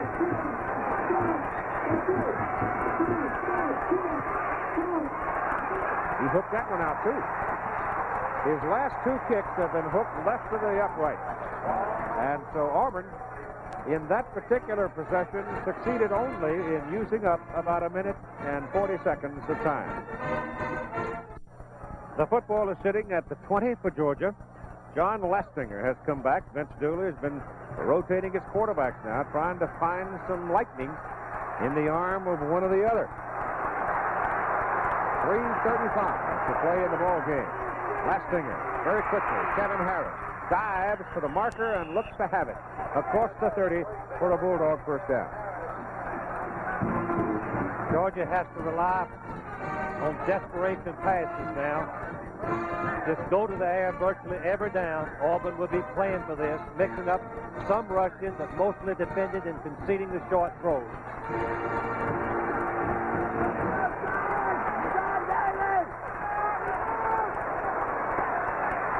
Gets away from the pressure quickly to Archie, puts him out there. He was one-on-one for a while, but then it suddenly became 4-on-1, and good night, Herman. Looking through the book, the last time you find Georgia having been shut out was 1979, Virginia. 31-0 in that particular instance. But Auburn just may do it today with only 3:03 to play in the ball game. With 3:03 to play in the football game and a 13-point Auburn lead, it is second down and 10 for the Georgia Bulldogs at their own 30. We talked earlier about the defensive front of Auburn. I was interested to read back that their slogan was, "The roadway to the Sugar Bowl started with those defensive front four." Look pretty good today. Certainly do. That's Archie going in motion. And Lastinger steps out of the pressure, gets his pass away. Pass is caught up across the 45, and they're going to call him down at the 47. Fred Lane, a freshman from Decatur. When he took the hit, the ball popped loose, but they called him down. Lane is the fastest of the Georgia receivers. He's going to get open, and he finds himself right between the linebackers, and Lastinger makes a good throw. Now, the rule is that once his body touches the ground, the ball is dead if he has possession of it, and he did. Jeff Jackson nailed it. First down, Bulldogs, they're 47. 2.5 minutes to play. The pass intended for Kevin Harris is incomplete. Auburn, in this circumstance, will just drop back. The linebackers lined up 5 yards deep. The cornerback's 12. The safety man about 25 yards deep. Concede Georgia the short pass. Make the tackle the minute they catch the ball. If they do, complete it.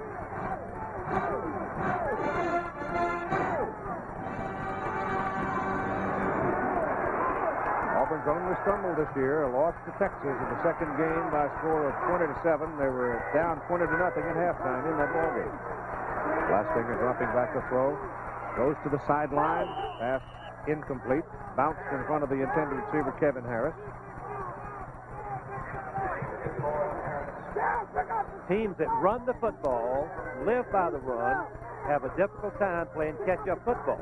But Vince Dooley's teams, this particular senior class, have won 41 games, lost 3, and tied 1 without having a sophisticated passing attack. But they're behind 2 touchdowns virtually now, and they're in trouble. 2.5 minutes exactly to play in the game. It is third down and 10 for Georgia from their own 47. Sideline pattern, tumbles out of bounds, catching the ball. It is Fred Lane, and it's a first down for Georgia on the Auburn side of the field. Good. Auburn backing up now, playing some defense. Good, excuse me, Keith, a good throw by Lastinger. Lane is going to get on the boundary so that if he catches the pass, he can step right out of bounds and stop the clock. He has 1 foot in bounds while he has control of the football. Auburn dropping the cover. So you're able to pick up that 10 to 15-yard zone normally pretty well when the team's playing off the ball. Here's Lastinger's pass down the middle. Lane is wide open. And Lane is brought down inside the 15 at the 13. If he hadn't lost his balance, he might have scored. That is the deepest penetration by Georgia all day. The blitz. Watch on the left. You see the blitz coming, but Lastinger steps up and hits Lane right in the middle, which is the weak part of the defense. The strong safety Powell, number 9, was beaten on the play. Lane makes the big catch and gives Georgia a chance. With 2:16 to play. Here's Lane. He's being covered man for man by number 9. Number 9, Powell, starting for the first time this year, is beaten on the play very badly. The ball is laid up right perfectly for the catch. Lane tries to dodge Warren, but couldn't do it. That was the first time that Auburn has tried to rush Georgia in this circumstance. They got caught beating man on man. I don't think they will do it again. No, I don't believe they will. Those are the games that are set for the future. Army-Navy on Friday the 25th, day after Thanksgiving, in the Rose Bowl, Pasadena. Then on November 26th, we'll have Texas and Texas A&M, and the Aggies are getting their act together. It won't be an easy trip for the Horns to Aggie Land. And then Saturday, December 3rd, 3:30 Eastern Time, Auburn and Alabama. And a Sugar Bowl trip for Auburn on the line. If Georgia can score here and get the onside kick both extra points, they could win this ball game. Got to score the first one first. Lastinger to the corner. He's got a man. Touchdown. Herman Archie.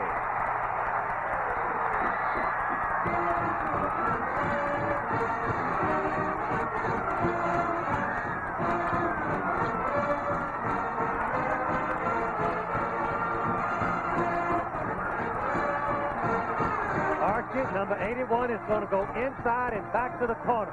We call it a flag route. Number 9, Powell, a mismatch. He's a strong safety. He's beaten on the play. He cannot defend. The ball is thrown high. Archer, 6'5", in height, pulls it in for the touchdown. Kevin Butler for the extra point try. Jimmy Harrell holds it. Brad Ansley snaps it. And the kick is good. So you've got 2 minutes and 11 seconds to play in the football game. Auburn's lead now is cut to 6.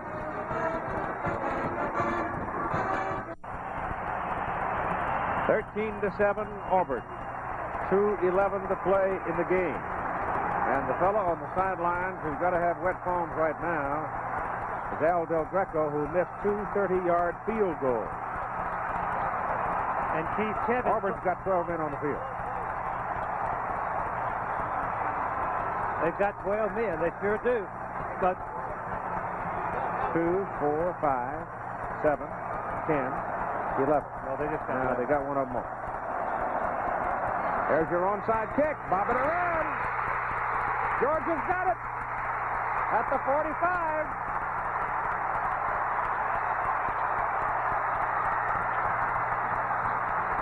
Great job to Golden Glory, I'll tell you.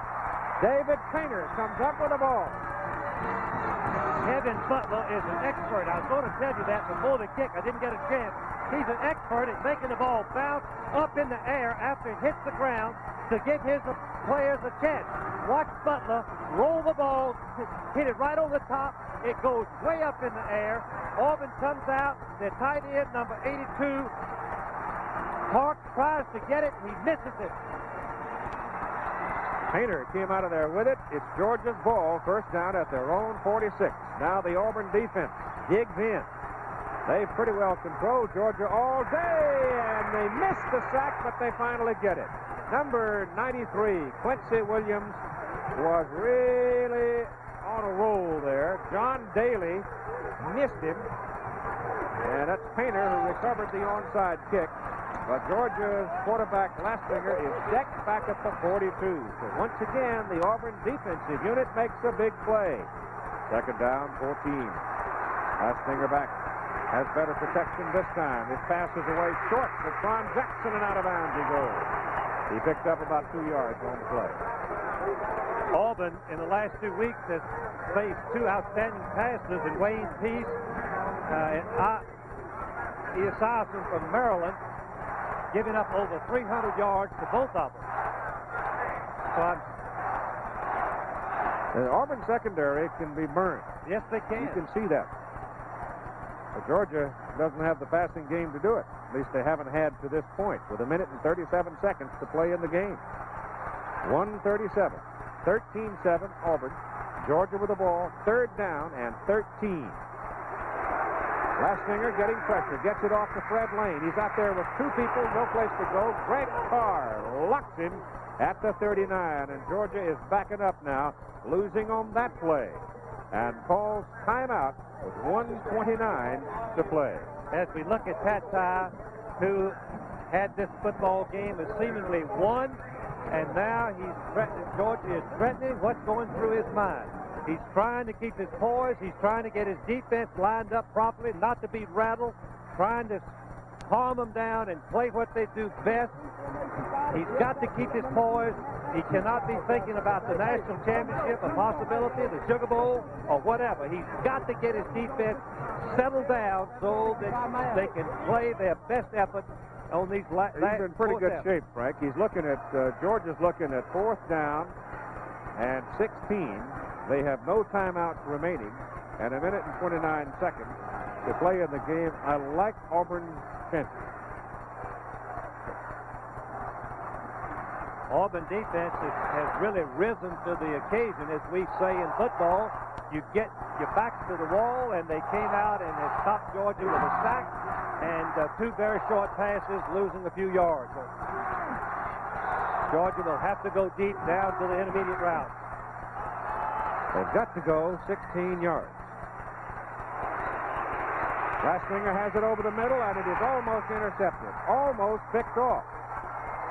Batted down by Jimmy Warren, and Auburn takes over Georgia now with no timeouts remaining and 1 minute 23 to play in the football game. Auburn can take 25 seconds to put each play, put each down into play, and therefore they will not have to punt the ball and give it up to Georgia. They'll just fall on it.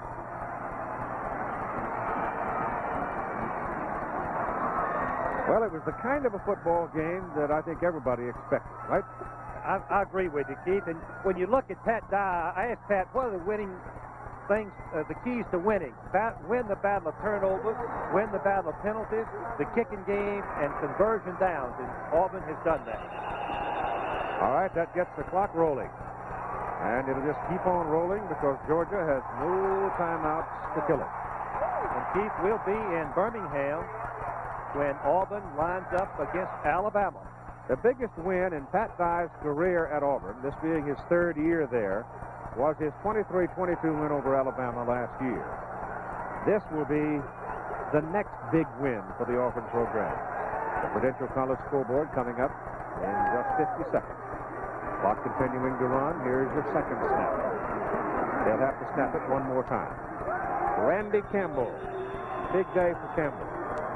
All week long, Frank, I felt that Campbell would be the man, and he turned out to be exactly that. He is Auburn's most valuable player. Georgia's most valuable player is Knox Culpepper, who's had 20 tackles, now has 136 on the season. Campbell, 12 out of 15, 95 yards, hit 9 in a row. He ran for 35 yards on 15 carries. So the respective universities of Georgia and Auburn will receive, in the names of their MVPs, $1,000 from Chevrolet for their General Academic Scholarship Fund. And as the clock ticks away, the Auburn fans went onto the field to join the football team as Auburn has defeated Georgia by a score of 13-7.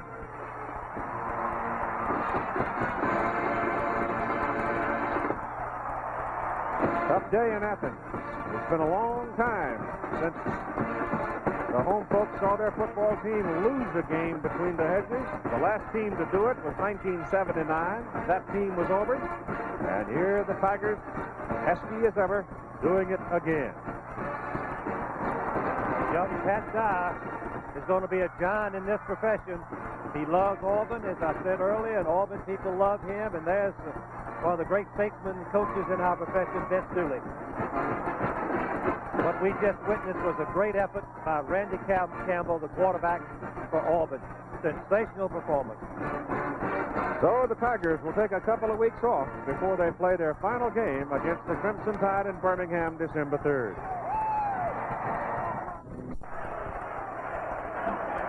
Coming up next, the Prudential's College Scoreboard. Prudential will have the rundown for you of all the games around the country, and there have been some surprises. And here in Athens, Auburn defeats Georgia by a score of 13-7.